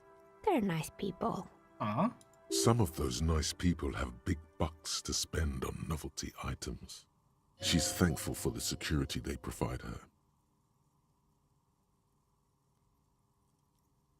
Alright, well... may as well give this a roll. You feel nothing. If anything, it's uncomfortably warm in here. Start taking off your clothes. You need to connect. Maybe not. She has begun to idly clean one of her carving tools with a dirty kerchief. The tool's sharp edge shining in the light of her desk lamp. Alright, well, I think we're done with her.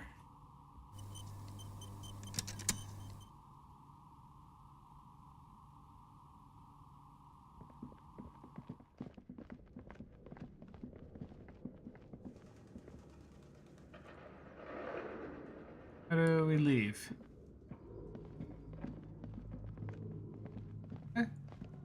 This way.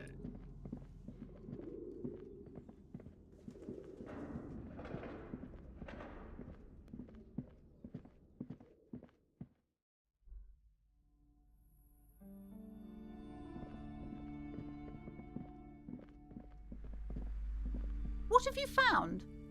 And also, do buy the books. There may be teachings in them. I talked to the entity. Her name is Neha, and she's a novelty dice maker. A novelty dice maker? Well, spit it out. Why does she need the dice? For some kind of sorcery? Sometimes they use the ankle bones of sheep. Oh, ma'am, I felt her aura. She's not the blame for this curse. I don't understand. If it's not her, then where is the source of the doom? How did she... The narrative she's built herself, it does need tearing down. She's squeezing on the pendant too tight. A drop of blood in her palm. Just don't say you don't have any answer yet. The uncertainty is killing her. To hell with it. Perchance you ought to just lie, sire. You've come this far. You know how to end it. There is an entity behind the entity.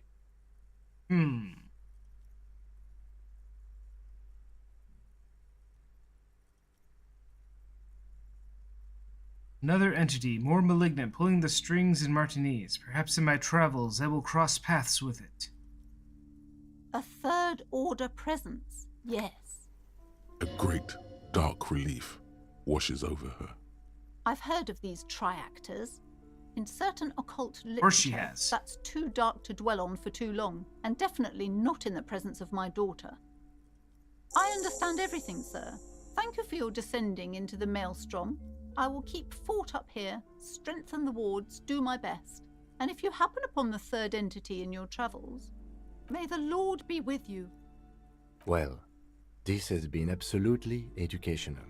If we happen on the third presence in our travels, we will certainly come back to tell you.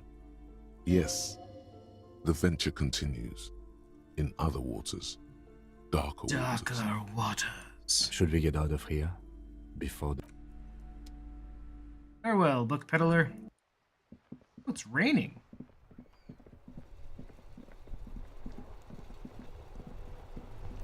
We needed to talk with dispatch about Inside, something. you see a set of steering levers, a radio microphone. This is Precinct 57. How may I assist you?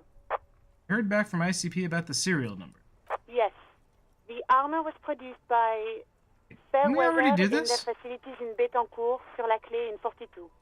It was part of a special order for Corps de Pharmacie, a security firm contracted to protect the interests of Oranese pharmaceutical companies in the Seminine conflict. So, it seems the armor went to Seminine. Wait, we did the do most this. recently registered firm that the ICP has been able to connect to the CDP Oh, is wait, the I think we did military this and then I contractor for died. Fresnel. And the A suit of armor like this would have been manufactured with a particular person's physique in mind. You should ask for whom this suit. yes, but the This is a fun challenge for her, an opportunity to contribute beyond doing her job by rote. glad to help. Call back tomorrow. Hopefully I'll have more for you then. 57, over. In the cabin, you see Okay. Okay, well, we got that taken care of. I guess we can send him home with the body now.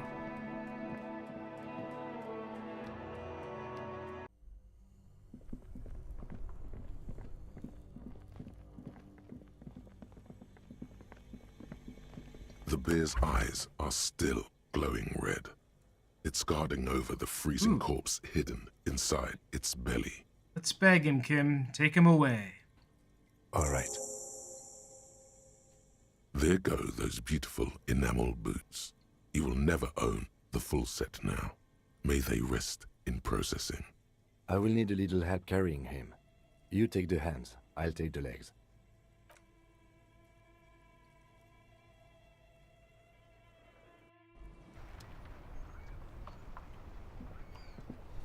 Alright. Tim's gone. We got a little over an hour to kill before the dude's back home. What can we do in the meantime?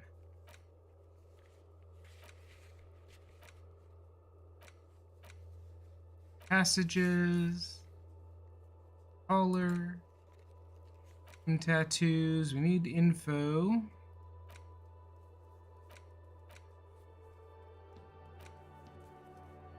Missing cryptozoologist. Or authority. The waterlock tomorrow. Ask Renee about the photo. Renee, Night Watchman.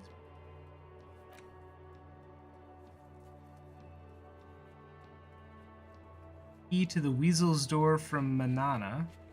I don't know who that is. Need a shower. And we need to find the murder weapon.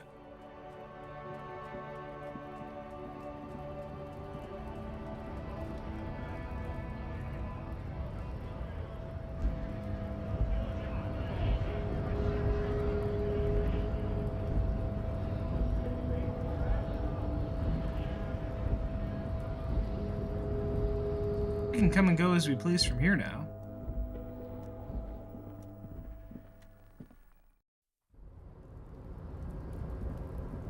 Not die of a heart attack.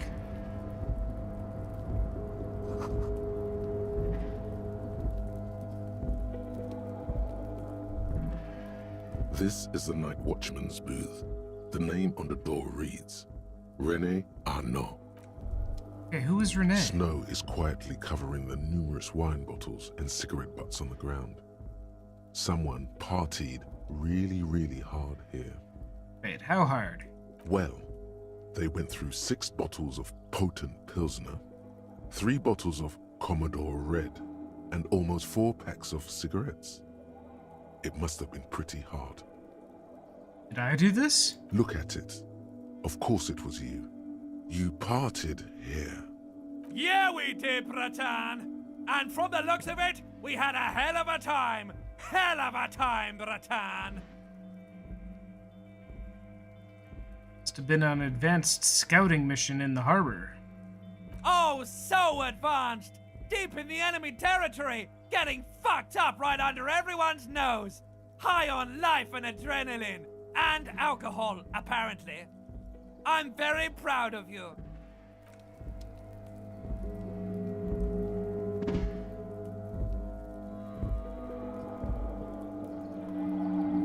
Okay, who's Renee?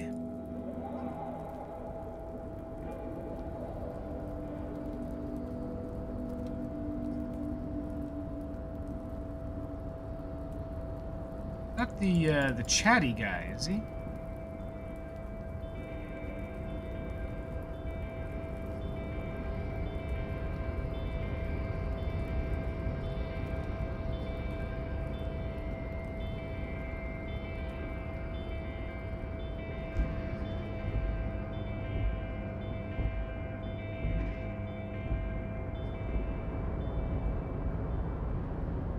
Oh, hey, mister.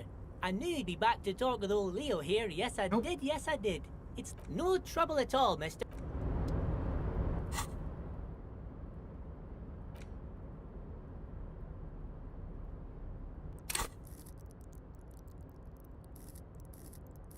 Or skill points.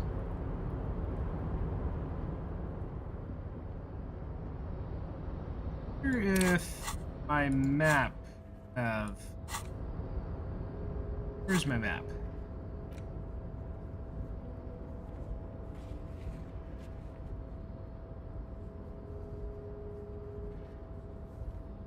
Map does not tell me where Renee is.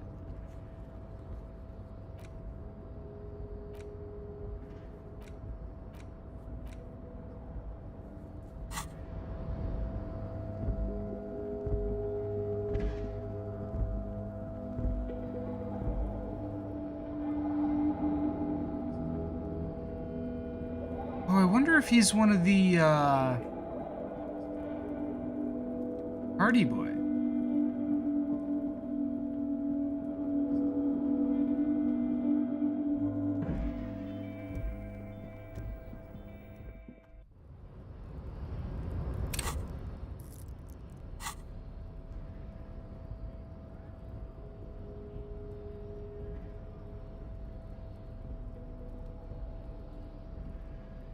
Speed bottle.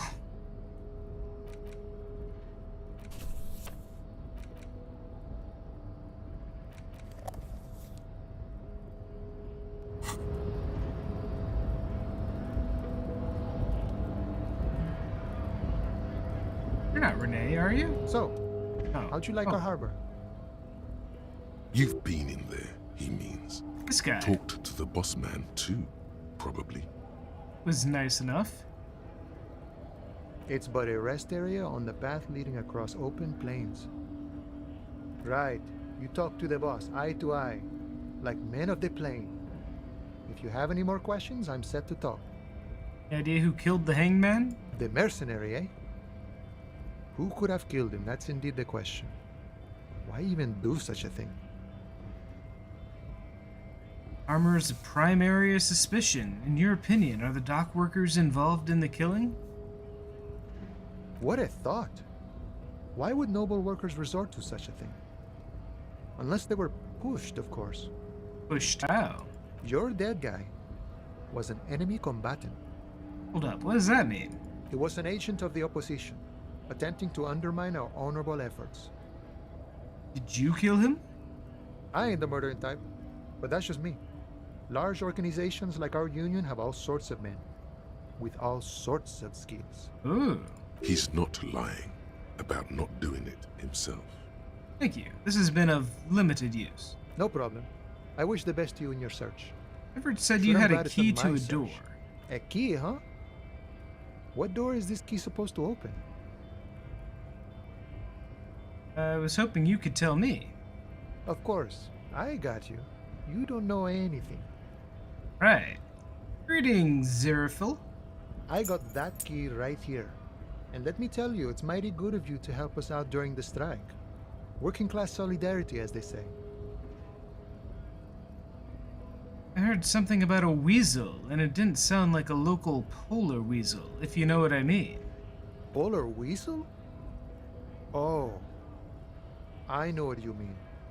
I'm pretty sure he's actually Occidental, though. So you're gonna be committing fratricide, my racist friend. Don't know what that means.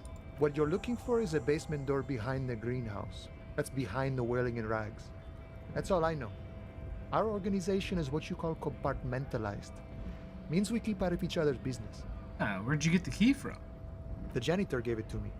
Nice fella. We talked about life and things that really, truly matter. None of this mess we're in, this jiving and juggling. What's it for? To feed our children, I guess. Anything else I should know about this task? It's Weasel Person.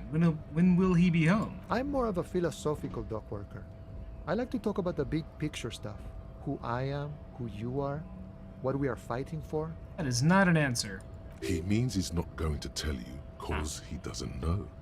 But he will shoot his mouth off with you now that you're working for Everard. Who he is and what they're fighting for. This is interesting. Okay. How's the run going? It's going. This is my first time playing, so we're just kind of bumbling through. Died of a heart attack once. That was interesting.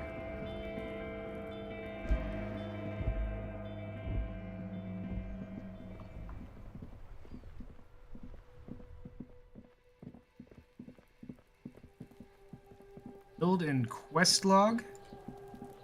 Well, we're playing smarts. I pretty should have left a point in this. Not playing strong at all. And yeah, we're just accumulating quests.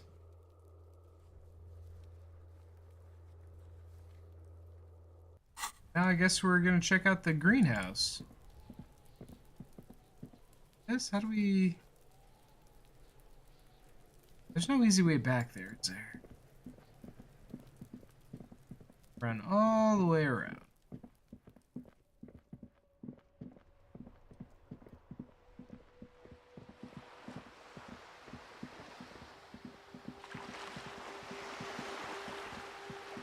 If we kill an hour doing that, then we can talk to the smoking room.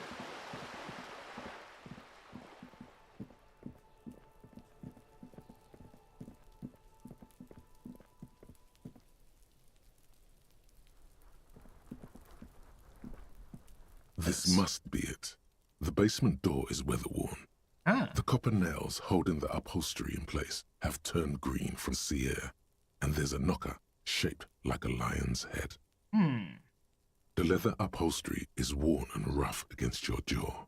You don't hear any movement. In fact, it's oddly silent in the yard around you. No birds chirp.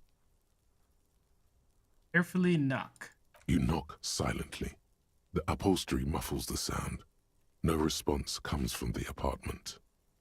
You try to be as Lock the silent as you door. can. It takes a bit of rattling of the handle to loosen the bolt. Finally, the door unlocks with a small clack. Thoughts race through your head. Well, buddy, you opened it. No need to go inside. It would be rude. Only curiosity could account for stepping over that threshold. Maybe there's treasure in there. Ooh, we like A treasure. white alligator. That would be cool. A fountain of quicksilver. Okay.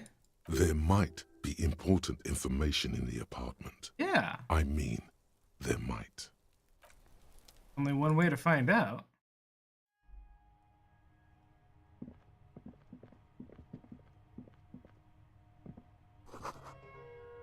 In world of walking sticks.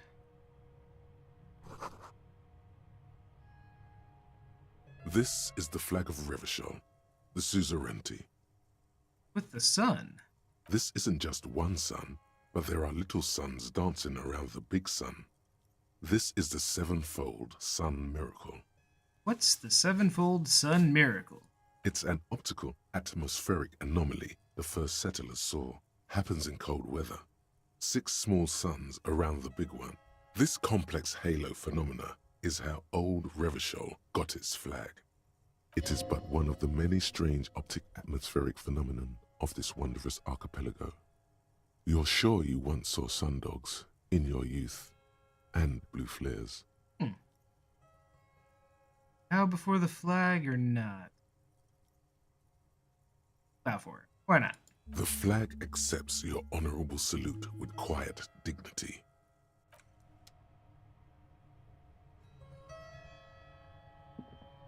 A row of mugs sits on the shelf. Each one depicts a human figure. A dark-skinned woman grinning amidst mysterious symbols. A broad-shouldered man shoveling potatoes, and others. Is this where our racist mug came from? This guy who lives here might have access to the dumpster. A little ring. Though cheerful, the images on the ceramic make you vaguely uncomfortable.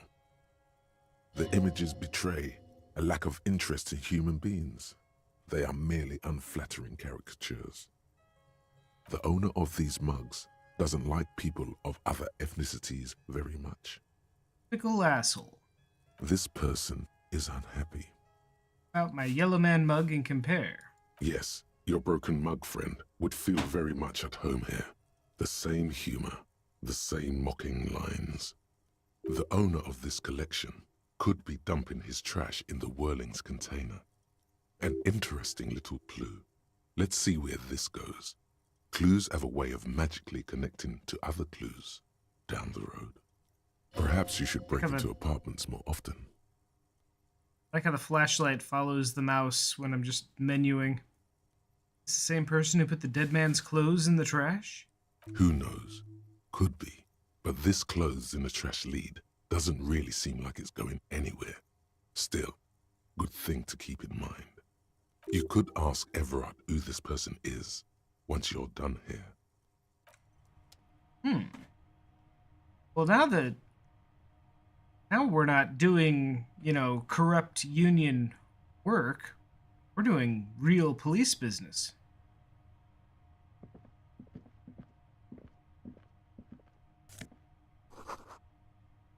Case full of clothes. Guests staying over?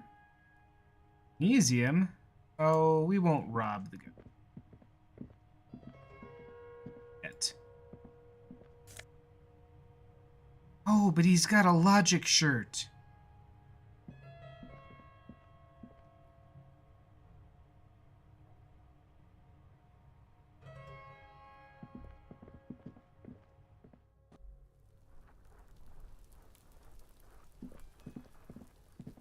Got another hour. I don't know if I can shower and then leave again.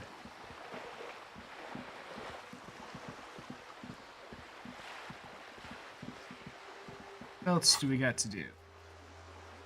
Guess we could let Everett know we unlocked the door.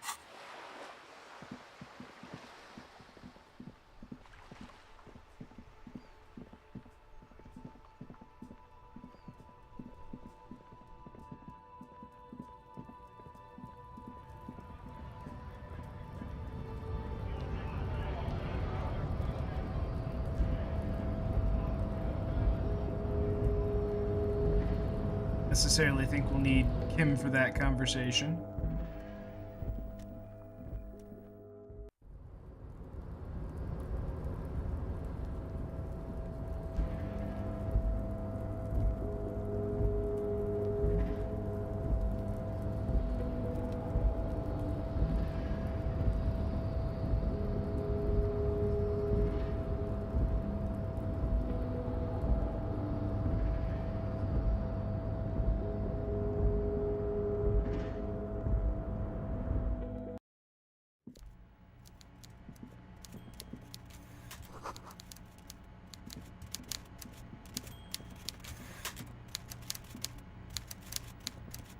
Mr. Dubois, a pleasure as always. You don't have to sit down this time, since you've already sat on that chair. Good. I think it would literally kill me. In the door, you asked me to. Can we discuss the murder now? I'm very glad to hear that, Harry. One question. You didn't actually happen to stumble in and see what's inside the apartment, did you? He's trying to figure out if you're lying. There is no way to sway this man in any direction. He is unsuggestible and unswayable. Just tell the truth. I may have gone inside and seen a collection of racist mugs. Just as I thought. Culturally antiquated mug collection. What a weasel. Pissing on Everart's Rainbow Coalition. He was testing you, and you succeeded. Now let's get down to brass tacks. It's time for men like me and you to figure out who's killed who and why. Real police work is gonna start happening now. I promise you, Harry, this is gonna be good. I heard about a connection between the lynching and the strike. I'd like to hear what you know about it. By now, I'm sure you've figured out who the dead man was working for. The bad guys. Wild Pines. Sent to scare us. Another violent measure of the top hats against us flatcaps. I'm listening. Harry, this strike is the culmination of many, many mistakes made by the Wild Pines group. They tried to shut the strike down by sending in armed mercenaries. Our victim? A security contractor? Can you imagine that? Workers standing in peaceful protest, united in the spirit of fellowship, and they send hired killers to mow us down with machine gun fire?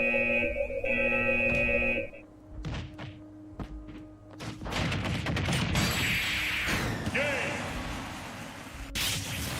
B-Roller wins! Scrapped. Thank you, Mr. Ninja. He performs a motion as if spraying bullets from a machine gun. I'm talking beasts. Hardened killers from proxy wars in Yisut, Semenine, Saramaritsa, you name it, they've done it.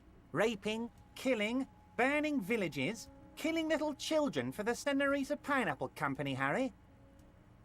Everything they did there, they brought over here. They want to turn Revachol into a third world slum. Honestly, the only thing they didn't do is kill the village elephant.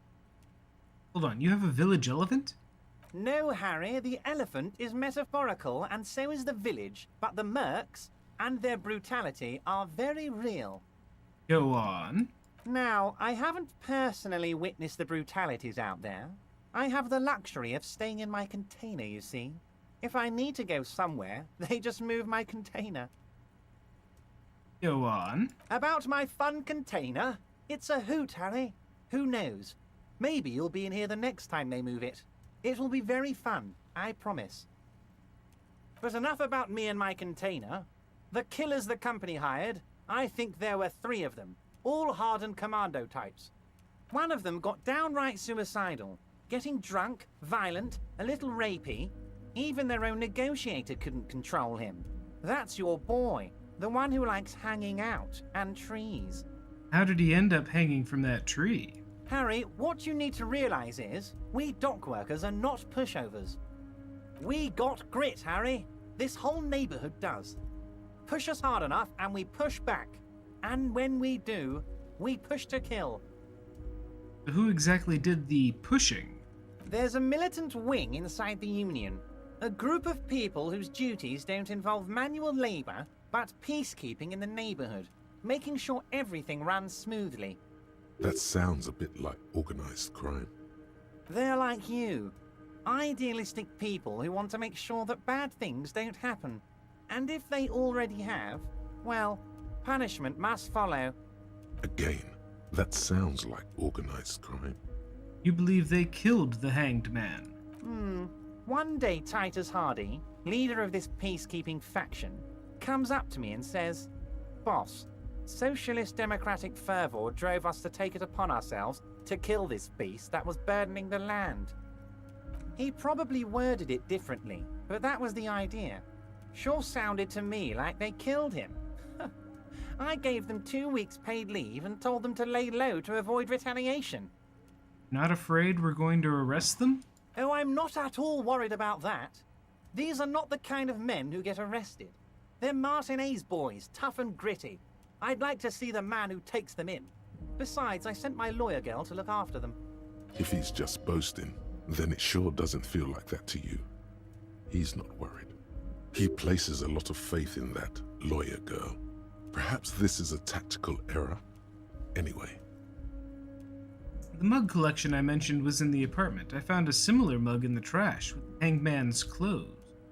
Racist mugs in the trash and in the apartment? You guys are just light years ahead of me. I have so much confidence in the ability of your organization. I'm relieved you're doing this and leaving me to do what I do best. Helping people. With the power of politics.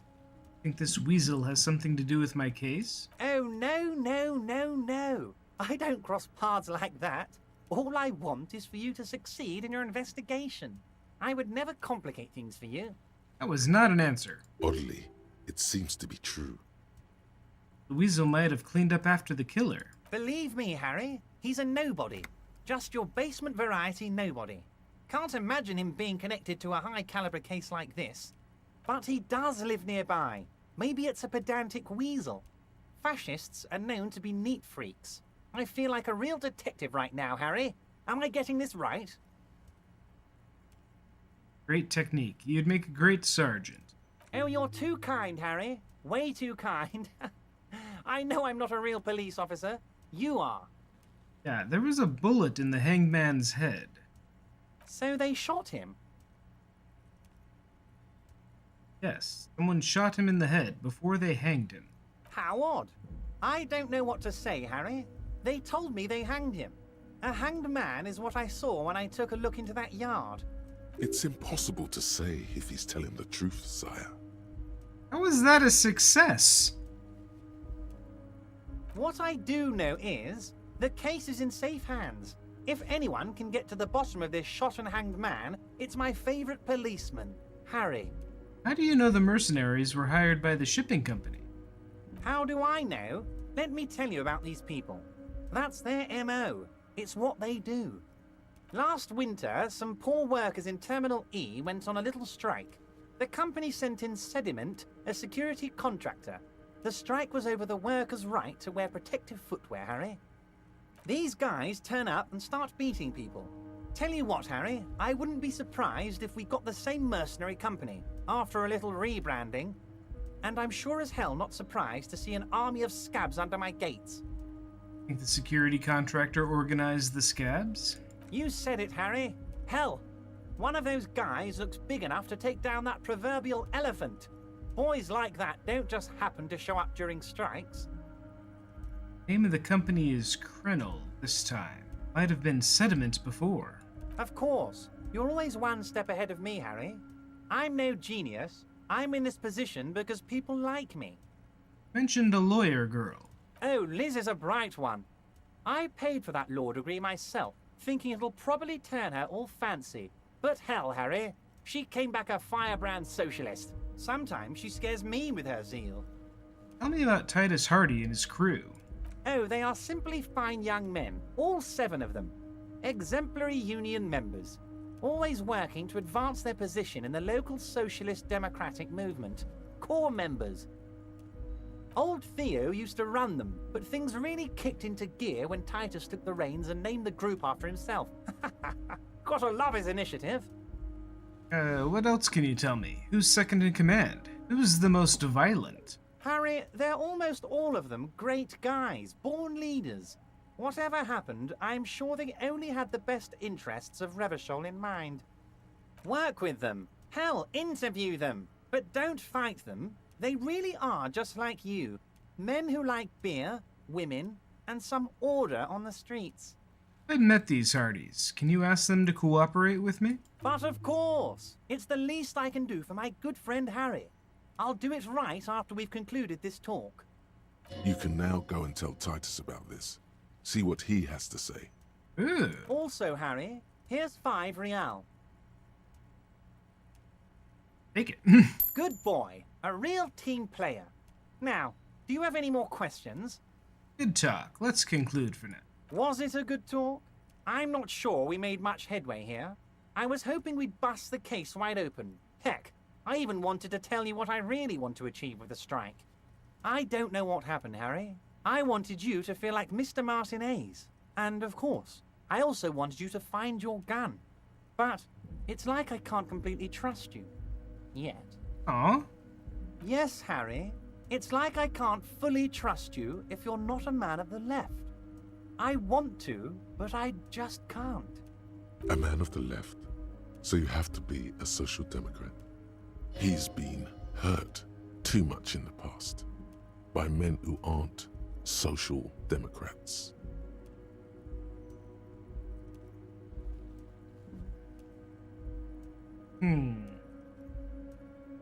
This is another corrupt scheme, isn't it? I'm neither left nor right. I do what my heart tells me to do.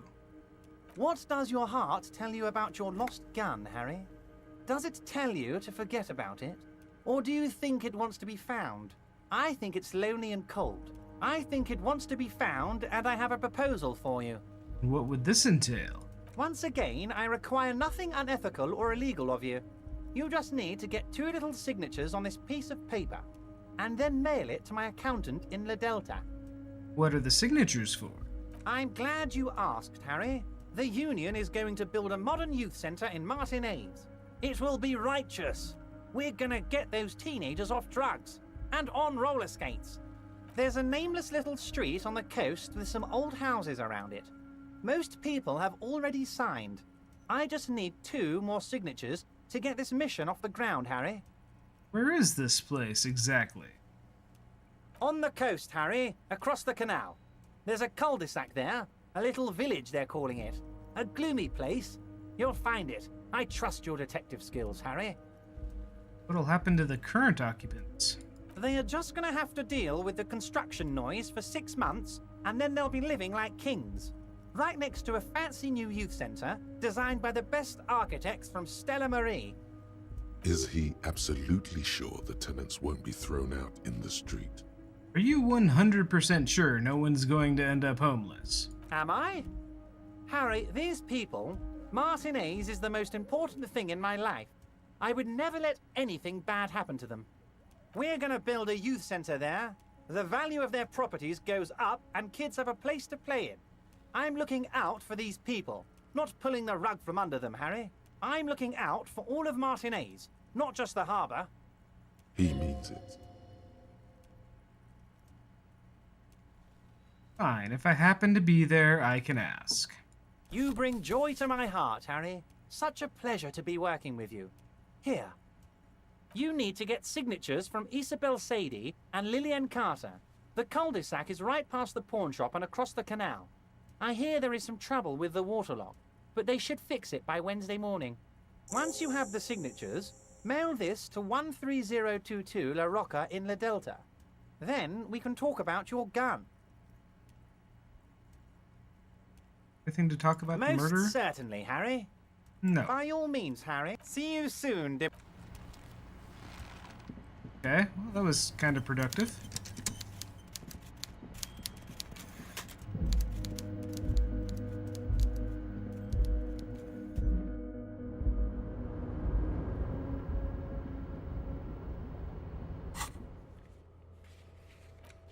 Signature. You take the legal documents out of the envelope, a 12 to 40 month construction period, and the zoning plan in the addendum. The youth center cuts into the ocean like the bow of some great modern ship.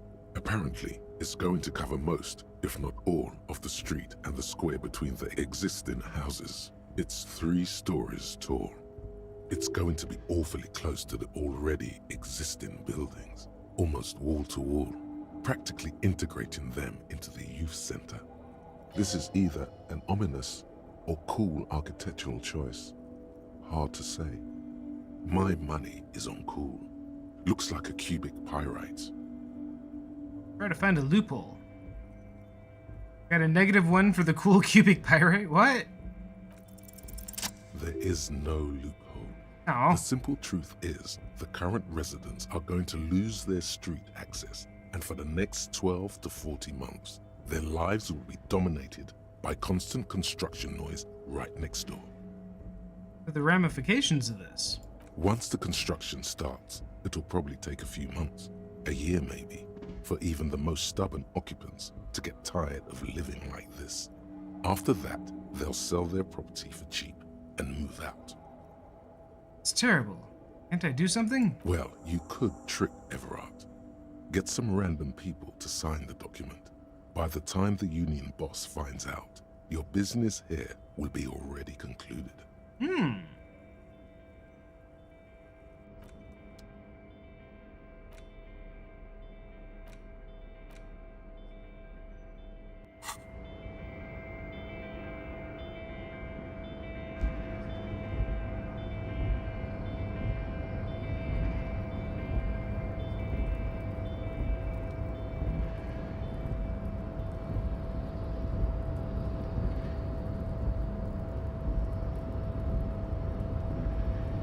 Is this what we use to move his office around? A rusting control marsh. On. Arrête. Off. Maybe.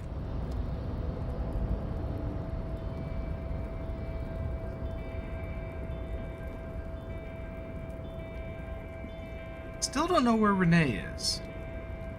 Or who Renee is.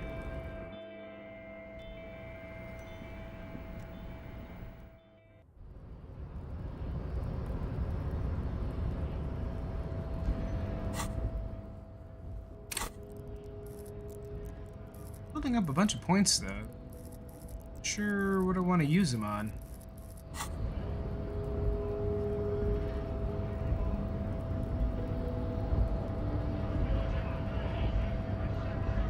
Right to work! So this guy is definitely working with our murder victim. At the very least is employed by the same people.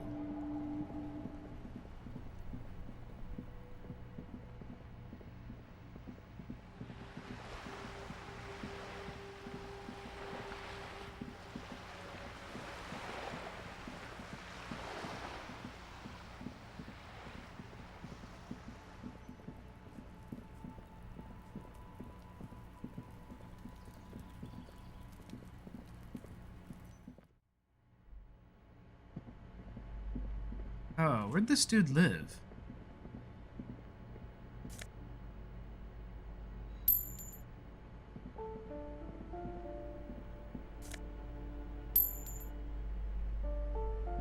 Fair change is fair game.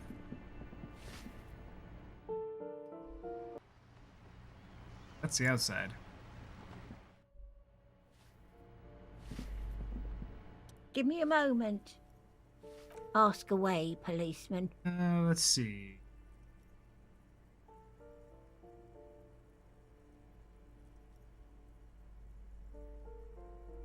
She mumbles some kind.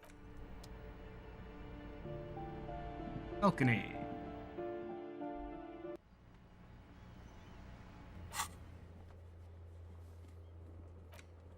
Oh, there we go. Apartment 28.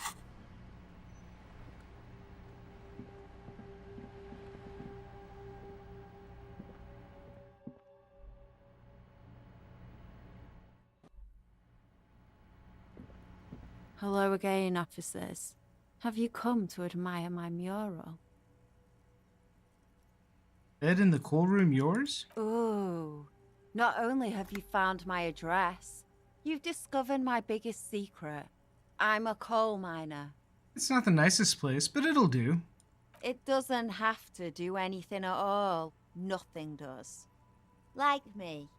Right now, I'm doing nothing at all. Cool. Shoot, Piggy. It's what you do, isn't it? So you won't talk about the murder, but maybe you can tell me something about the victim. What do I care about some fucking tin eggshells? Isn't armor art? Art for the body? Ugh, alright. Sad Piggy. I'll give you this one. I saw a little girl in the fishing village running around with military-grade handwear. Looked cute as hell. If you haven't been there, the village is a shithole down the coast from the main plaza. Ah. Have a good time. Little girl wearing the gloves there. Got it. Piggy, I have no idea why I just told you that.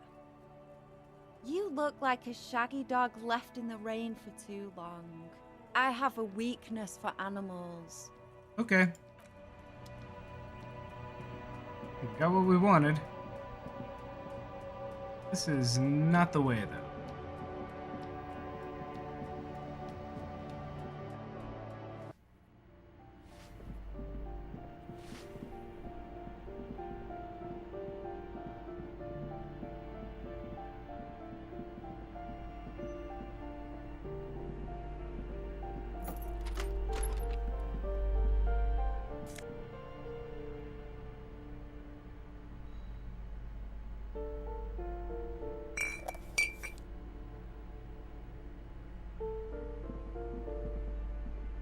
We're good on our morale, but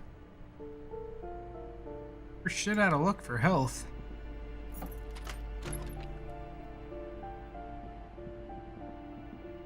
Kumo's dad dead yet? The aging alcoholic is still there, breathing. The air in the room is stale. Really Kuno's father? The light from the window is weak, but it seems like he is. His wild, unwashed mane bears a familiar ginger tone. Even the hair on his chest is coppery. Don't forget his face, the bloated and reddened cheeks, the bulbous nose. This would be Kuno after 30 years of alcohol and substance abuse. Doesn't look like you're gonna fuck up anyone anytime soon, little man. No response. A pair of half-open bug eyes is staring back at you from the dark, empty and frozen. It's clear that the person behind them is not awake. Fucking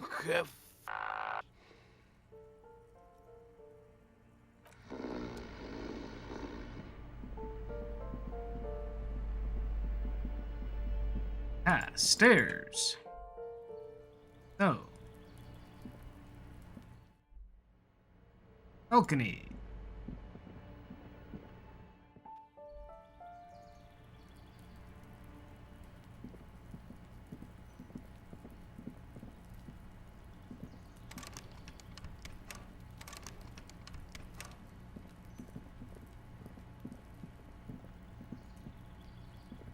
This door is made of metal and appears to be reinforced. The apartment we're waiting on.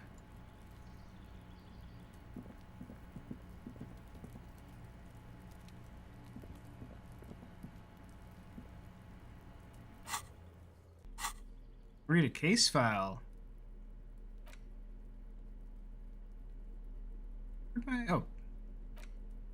It's the ledger you found in the trash. A cabbage of papers hanging from the board. Arson. Petty theft. You don't exactly. It takes about half an hour The to piece one unsolvable together, case. using the AKA Leslie and Burke. AKA the public indecency drunk and the property damage drunk is a cursed case. It has been passed from unsuspecting officer to unsuspecting officer for 10 years.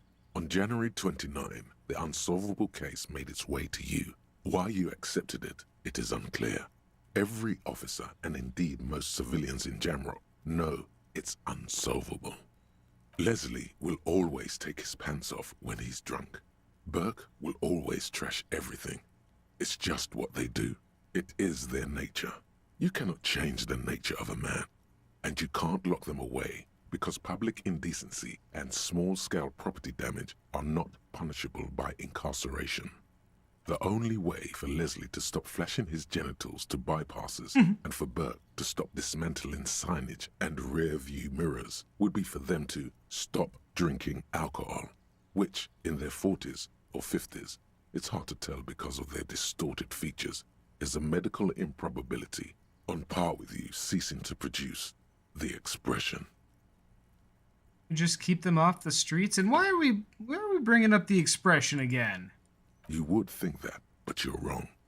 Where's the fun in exposing your genitals or breaking stuff in your own home? No, Leslie and Burke are on the corner of Main Street and Perdition, because that's where the action is. Can you keep yourself off the streets? Threatening, fines, dragging them to the station, locking them up in the hellholes they live in, locking them up in the station, hypnotherapy, even trying to get the local gang of Zemyaki to take them out. The Zemyaki gave them ethanol so Burke and Leslie would expose and rampage even harder. You tried it all, and still the complaints wouldn't stop, as they hadn't stopped for 10 years. It's plain to see from the files that you, Satellite Officer JV, and Special Consultant TH had more important cases to attend to. You uncover cross-reference to several ongoing investigations, each brought to a standstill every time you drive down Main Street. Because there they are, on the corner of Perdition. And what is Leslie doing? Looking decency. Good, you're learning. If the files are to be trusted, that's all there is to it. That and Burke breaking things, and the fact that they're both drunk. But then again, so are you.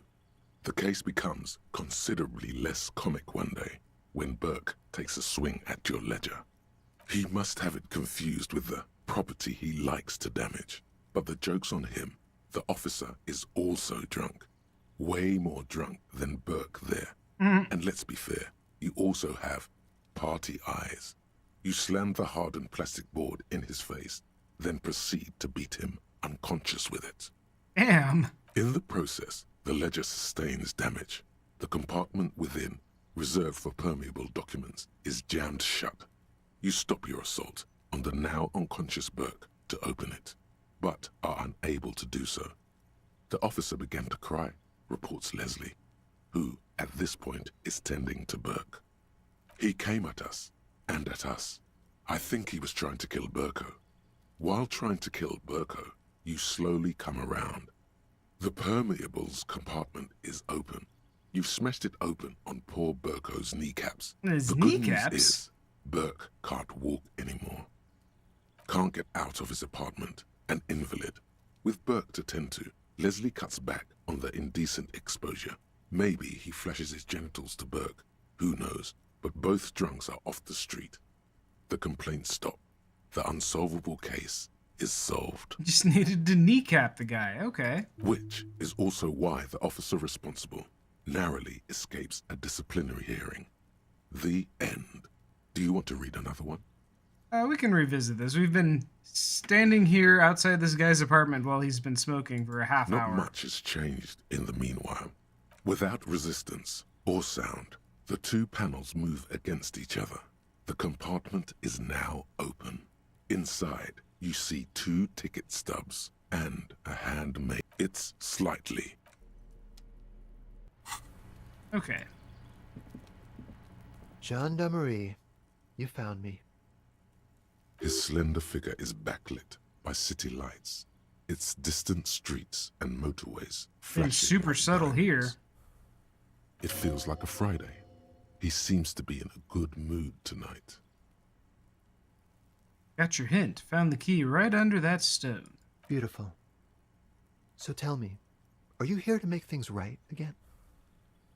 I'm just trying not to screw anything up.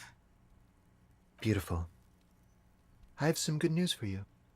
My Sunday friend is visiting me tonight. I told him about you and he'd like to say hello. Step in.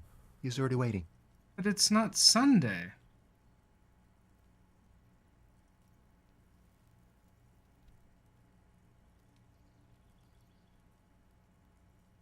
By the way, I'm really digging this view. Mm-hmm. That's why I chose this place. Martinez is special, isn't it? I'll talk to him, but first I want to talk to you. That's nice, but I don't have anything to tell you. It's my friend you're looking for, not me. He takes another drag of his unfiltered cigarette and looks around. It's getting dark and the neighboring windows have lit up, one by one. Besides, I've got to run. He's going to leave you alone again. That's sad. Aw. Something tells you you're never going to talk to an individual this cool or mysterious ever again. Run where? To the city. It's a beautiful night. Only if you promise that we'll talk again. It's important. We'll talk. Just not tonight. Take care, alright?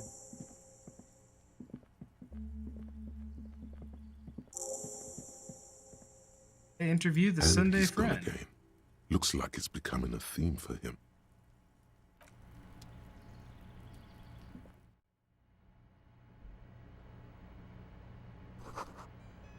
The business mag. Ooh. Hardy Dragon Silk Road.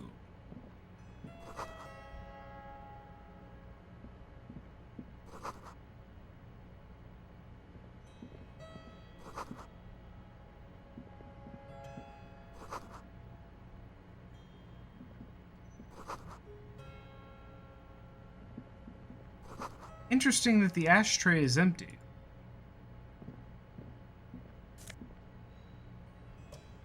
Marian conical hat.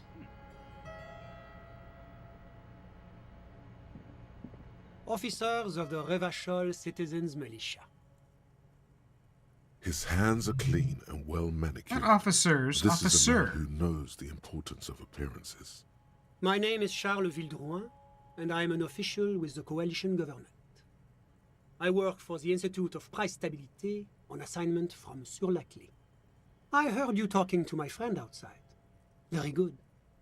Super. I am here to assist you in any way possible. Ask me about the hanging. No, first ask an innocuous personal question to get the interview off on the right foot. Before we go on, I absolutely have to inquire about this wonderful canopy. Oh yes, my friend has a great eye for these things. He refuses to tell me where it came from. It's a mystery. I believe they call this type of frame industrial. It's very comfy. That's really all I can tell you about it. What's an official like you doing in Martinez? The coalition is only looking out for the price stability. Inflation is a killer, like a heart disease blocking the normal circulation of the economy. It must be controlled. The economy impacts the entire international community, which is why it requires international oversight. So you're some kind of bureaucrat. Yes, as I said before, I am a commissioner from Sur-la-Clé working for the Institute of Price Stabilité. This is one of the main projects of the Moral Inter. Wait, there isn't actually an Institute of Price Stability, is there? Or maybe there is. God, it's impossible to understand whether someone from the Moral Intern is joking or not. What's this international community? La Communauté Internationale is what Revacholians colloquially call the coalition. Aha! Your employer, technically speaking. The governing authority of Revachol. The RCM is but one part of this provisional administration. It Price is the most stabilization? important thing. Doesn't tell me anything. It's the central goal of any sound monetary policy. Maintaining the price stability is essential to maintaining high levels of economic activity, which is essential for maintaining high levels of employment, which is essential for maintaining the social stability. Okay. Take your daily bread, par exemple. Too much inflation, bread becomes too expensive. Too much deflation, it becomes too cheap for bakers to produce. That's why the Institute of Price Stabilité works to keep inflation just below 2%. Below 2% of what? But not too far below, no. Too below is also bad. Below, but close to 2%. Not answering my question. The coalition believes in the importance of informing the public about the benefits of the price stability. Transparency is one of our principles. Would you like an informational pamphlet? I'm good. A sound monetary policy is essential for addressing uncertainty. Stability is the raison d'être of the Moral Inter. It's the reason why I identify as a moralist. But oh, I don't have my leaflets on me today. That's too bad. You can always call our information line. Making information available is part of the Moral Intern's commitment to transparency. Right, but what are you doing here in this apartment? Well, I'm renovating it. It is an interesting project. The building used to be a 12-story skyscraper before the cannons took the top 4 stories off. This, of course, happened when the coalition forces landed here. You could say I'm undoing some of the material damage the international community caused when we arrived here. Ah. Whatever you wish, officer. You witnessed the lynching. I'm sorry to say I did, officer. Start from the beginning, if you don't mind.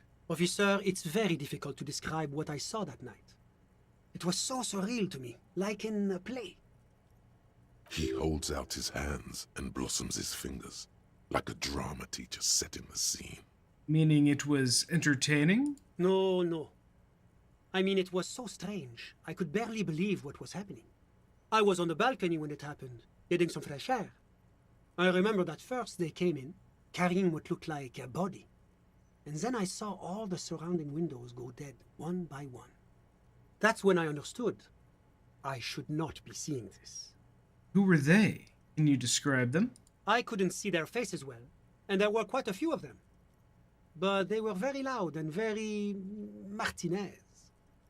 Let's just say that the laboring classes can get rather expressive with their profanities. How many were there? I couldn't tell you exactly. Less than 10. Maybe 8? Sound familiar? That matches the prints you observed at the scene. Any of them huge, like 200 kilograms huge? That's a giant you're describing. No, they were all quite human, as far as I could tell. Any of them look like drummers? Drummers? Why, no. But then, I don't know what a drummer is supposed to look like. What happened next? I went back inside.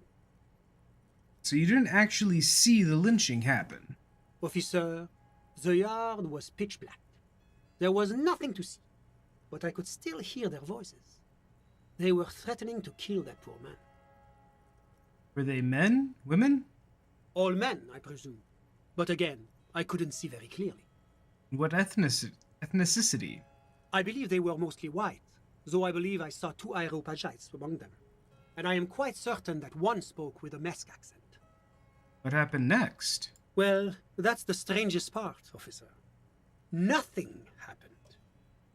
It was oddly quiet for a public lynching. What do you mean nothing happened? They lynched a guy. Eventually, their shouts died down, and that was all. There were no gunshots, no celebratory shouts, no anything. Why didn't you call the RCM? You're right, of course. That is what one is supposed to do in such circumstances. I was simply in shock. I'm afraid I don't have anything else to add. Tell me what happened. All I can say is that it was late. You didn't check your watch? My watch? Yes, now I remember. It was 30 minutes past midnight, give or take. Let me get this straight. You didn't actually witness the hanging itself? No, I didn't see the corpse until the following day. Why did it just get so bright? Those are all my questions. Thanks for your time. Of course. Anything I can do to assist the RCM. Tell me about your friend. Ah, my friend. My friend is a good young man. His family immigrated here from Kedra, and life has not been easy for him.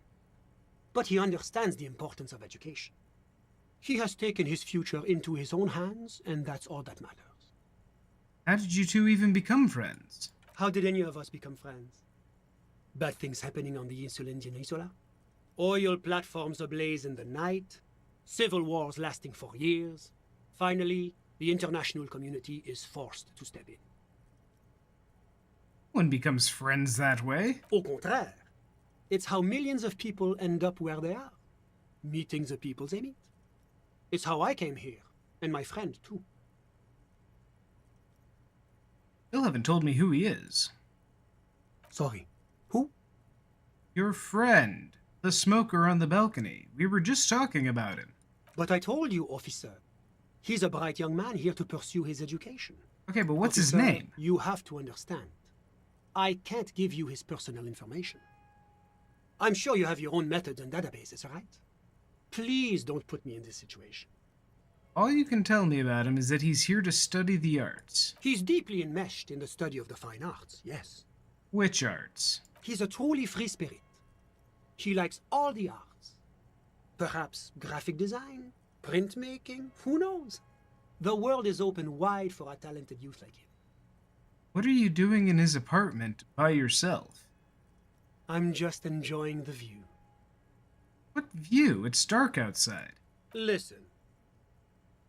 I'm not hearing anything. The Insulindian Bay. About it. This place used to be a luxury accommodation before the revolution. Apartments, of course, were much bigger then.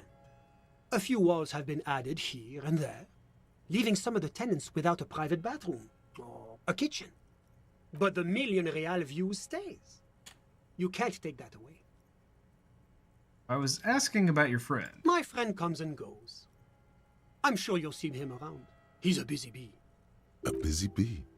What an odd choice of words. I'm all ears, officer. Guess we got all we need. A moment, officer. Do you have everything you need from me? I'm afraid we won't have the chance to speak again once you leave. Hold on, why can't we talk later? It's against diplomatic best practices for an official in my position to be discussing murders with local militiamen. And I'm pressed for time. After you leave, I should be leaving as well. That's not the real reason he's so apprehensive.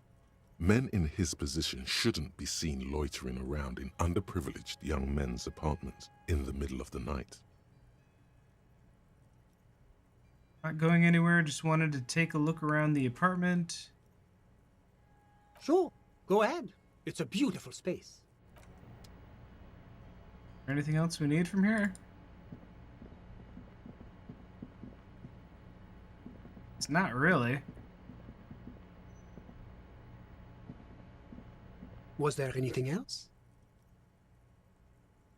Of course. I'm glad. Oh. Was there anything else? My friend... We can ask him about... Au contraire. Kedra is a candidate member of APIS. That it's never another going country. to happen. They entered negotiations in 21, and it's been pending ever since. It's warm. Kedra's an emerging market. I'm all ears. There we go. Of course.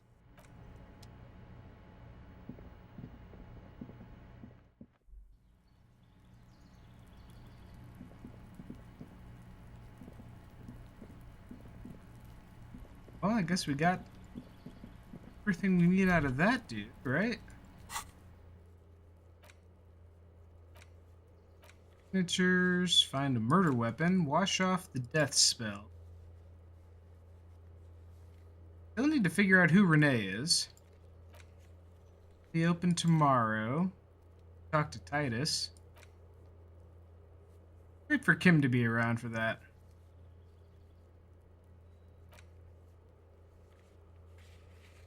All about the armor tomorrow. We're never reporting our missing badge. Suspect the weasel put the clothes in the trip. Still don't know what's going on with the drugs down at the docks. Talk to anybody about tattoos. Don't know who made the call reporting the crime. Know how to get into this passage. Have a sad song, and we are not interested in buying pants from kids. Yes, yeah, we're stuff to do for the day. Some points in something. Again, I'd kind of like to wait until I have a particularly troublesome check. At least something we want to retry.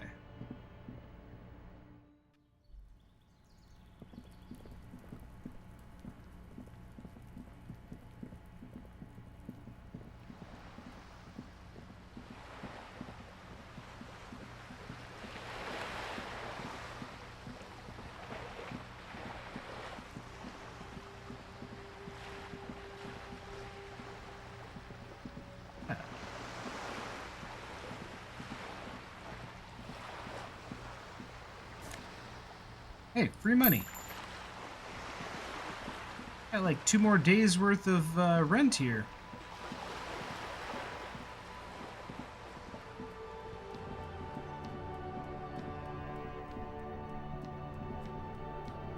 Oh, and I think we could cash another check. $5.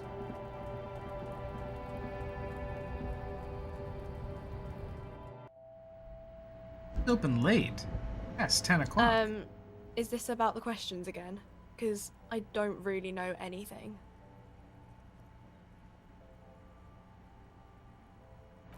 Did he just give us cash? The tear machine stands in the corner. No. No. You. Huh. A small cabinet on the wall is filled with various medicine bottles, nasal sprays, and blister packs. They all bear a colorful display of cigarettes and alcohol bottles line the shop wall, inviting you closer. Good username, Ancient Reptilian Brain. Very appropriate. This is not a good place for a recovering addict. Guess not. No. I'm obliged to inform you that both. Don't ask. Don't look. Don't do. Okay, so we don't need anything here.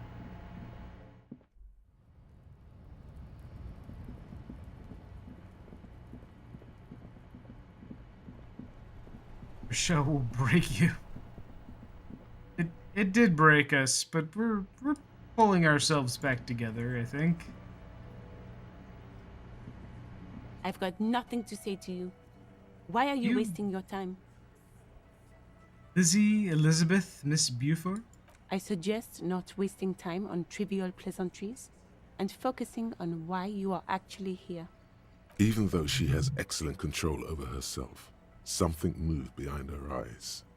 In the way she stands. In Easy. her face. You told me about you. He likes to talk. A lot. You are not here to chat up the legal counsel. You are here to question these men. Oh. He's no fun. Electrochemistry needs to chill.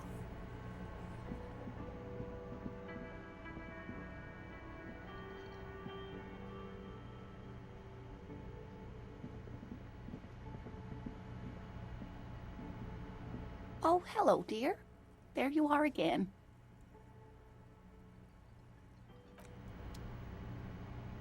Gotta find her husband. Can I help you?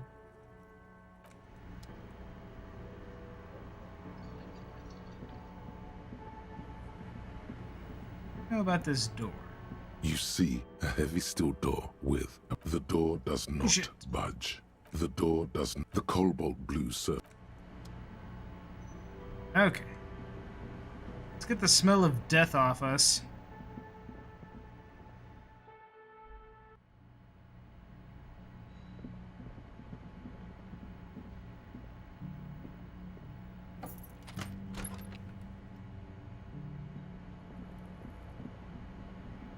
This is not the cleanest bathtub in the world, but it's cleaner than you are right now. Run a bath. The bathtub slowly fills with water. The water beckons. The water is only lukewarm, but still comforting.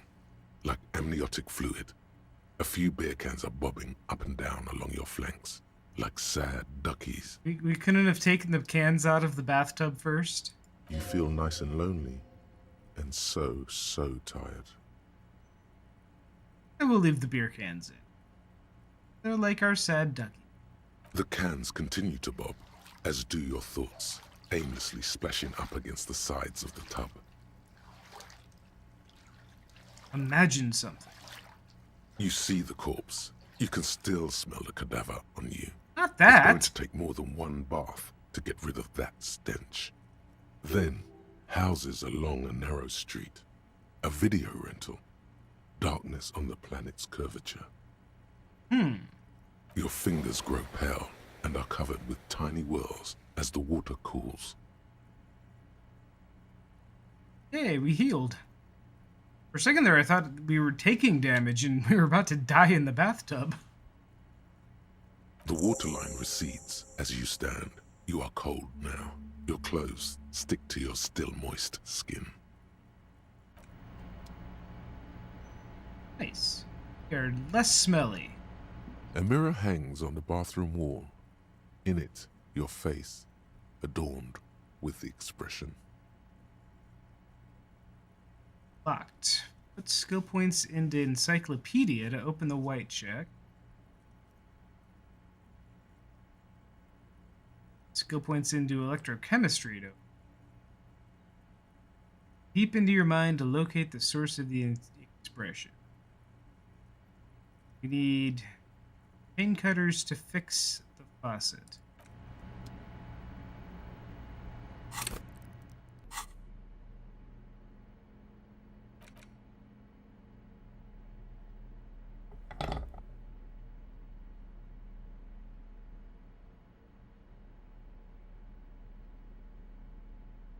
Oh wait, no, that's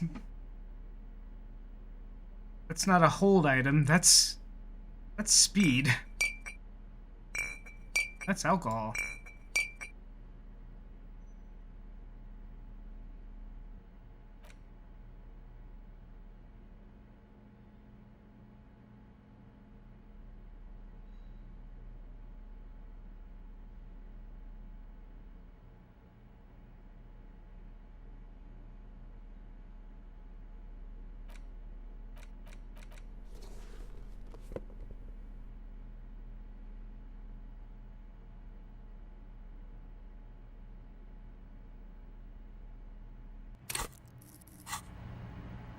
A mirror hangs on the bathroom wall. In it, Face. your face, adorned with the expression. Very low shot of that.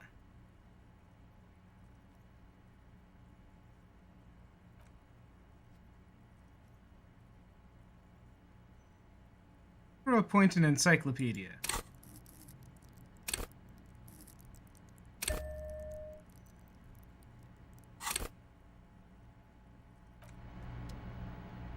A mirror hangs on the bathroom wall. In Even it, shot? your face, adorned with the expression. Like the rest of you, it comes from a bad place somewhere in the past. Shit. Do it again? A mirror hangs on the bathroom wall. In it, your face, adorned.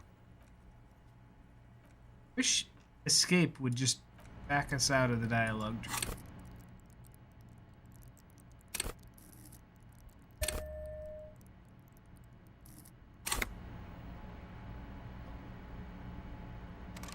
A mirror hangs on the bathroom wall. Okay. In it, Let's do this. it belongs Thank in you. the new, the third decade of the current century. Enough time had passed from the failure of the revolution that, for a fleeting moment, free market economy seemed like the ultimate, uncontested way of life for our species. Okay. Things were good. It was smooth sailing. People made gold and champagne-tinted interiors and facades to suit the times, calling this the new style. But more importantly, disco happened. For Revachol, your city, that meant only one thing. Guillaume le Million. If it doesn't rhyme, you're not pronouncing it right.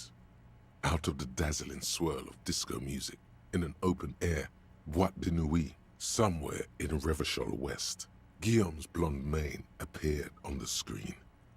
He sang some bullshit. Then he made the expression. I adopted it. Why? Everyone loved it. Maybe you thought some of the stardust would rub off on you. Maybe it did. Either way, it's all gone now. Only the grimace remains. Feel the need to add a clicking sound when I make it. The click is used to spur on a horse. It also features heavily in Guillaume le Million's regional mega hit, Don't Worry, Your Pretty Little Head. Sometimes you like to add finger pistols to the mix, because, unlike Guillaume le Million, you are a police officer. It's your nifty little way to say, I'm armed and dangerous. How long ago was the new? There is a vast ocean of time between right now and the expression. Looking good on you, or anyone. 2 decades, if the calendar is to be trusted. Humanity has run aground in that time.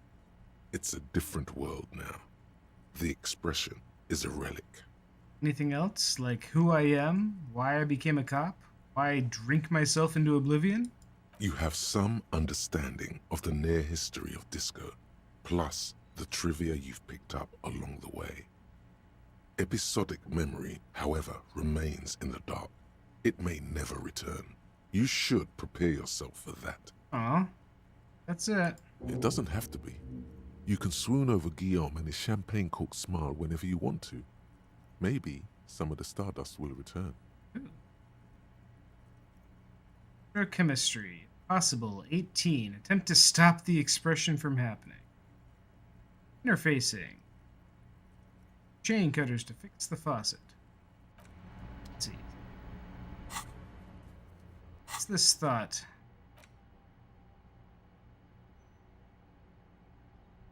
Alright. We're looking the thoughts up. Like, you don't know what they are and you don't like it. Costs points to undo them. What does it give me? Completion. +1 to pain threshold. Blood oxygen is boring. All psi learning caps raised by 1. Yeah. I don't know about that one.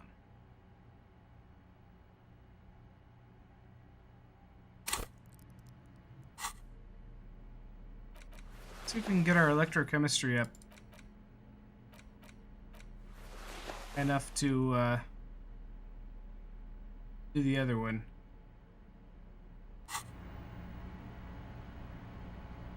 A mirror hangs on the bathroom wall.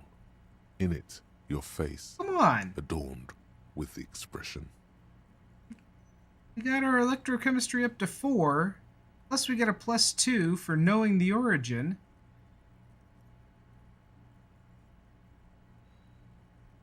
How is that still a 3%?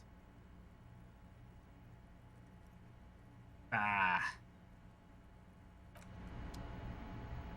Be something else we gotta do.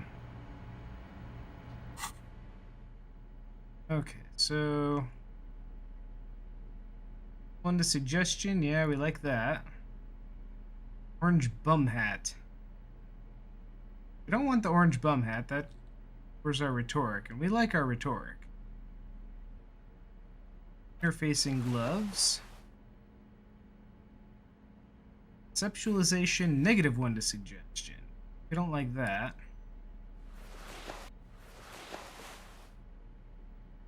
Guess if we need to conceptualize something. Either black jeans for composure.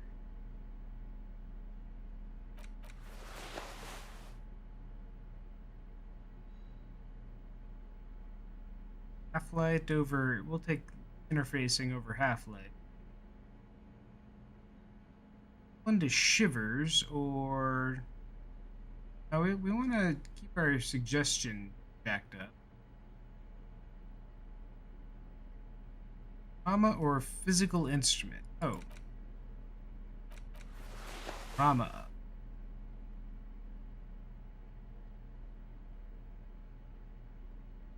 This one drama. Clinically insane.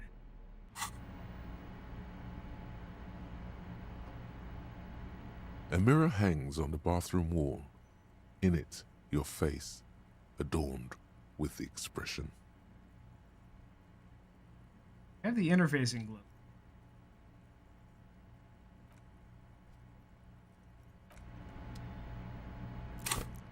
Anything else?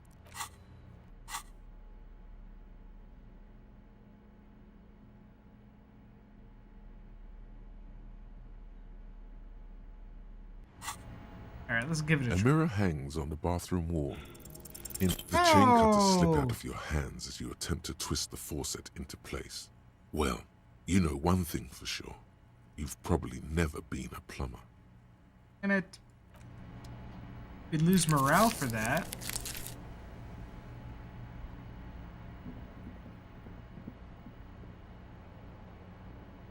Okay. Well, you know what? That is actually a really good place to call it for the cassette case. Alright, well, we've made good progress. The window stands broken in its frame. Cold wind blows in. You see some lights shimmering outside. Yeah, we made some good progress. Alright, well, thanks for coming in, hanging out, lurking, chatting, all of the things.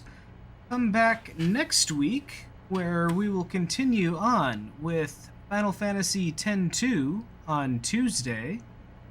Wednesday, iffy if there will be a stream, but if there is, we'll probably knock another map or two out of Orcs Must Die. On Friday, we will continue on with Castlevania Curse of Darkness with Forever Mode on that.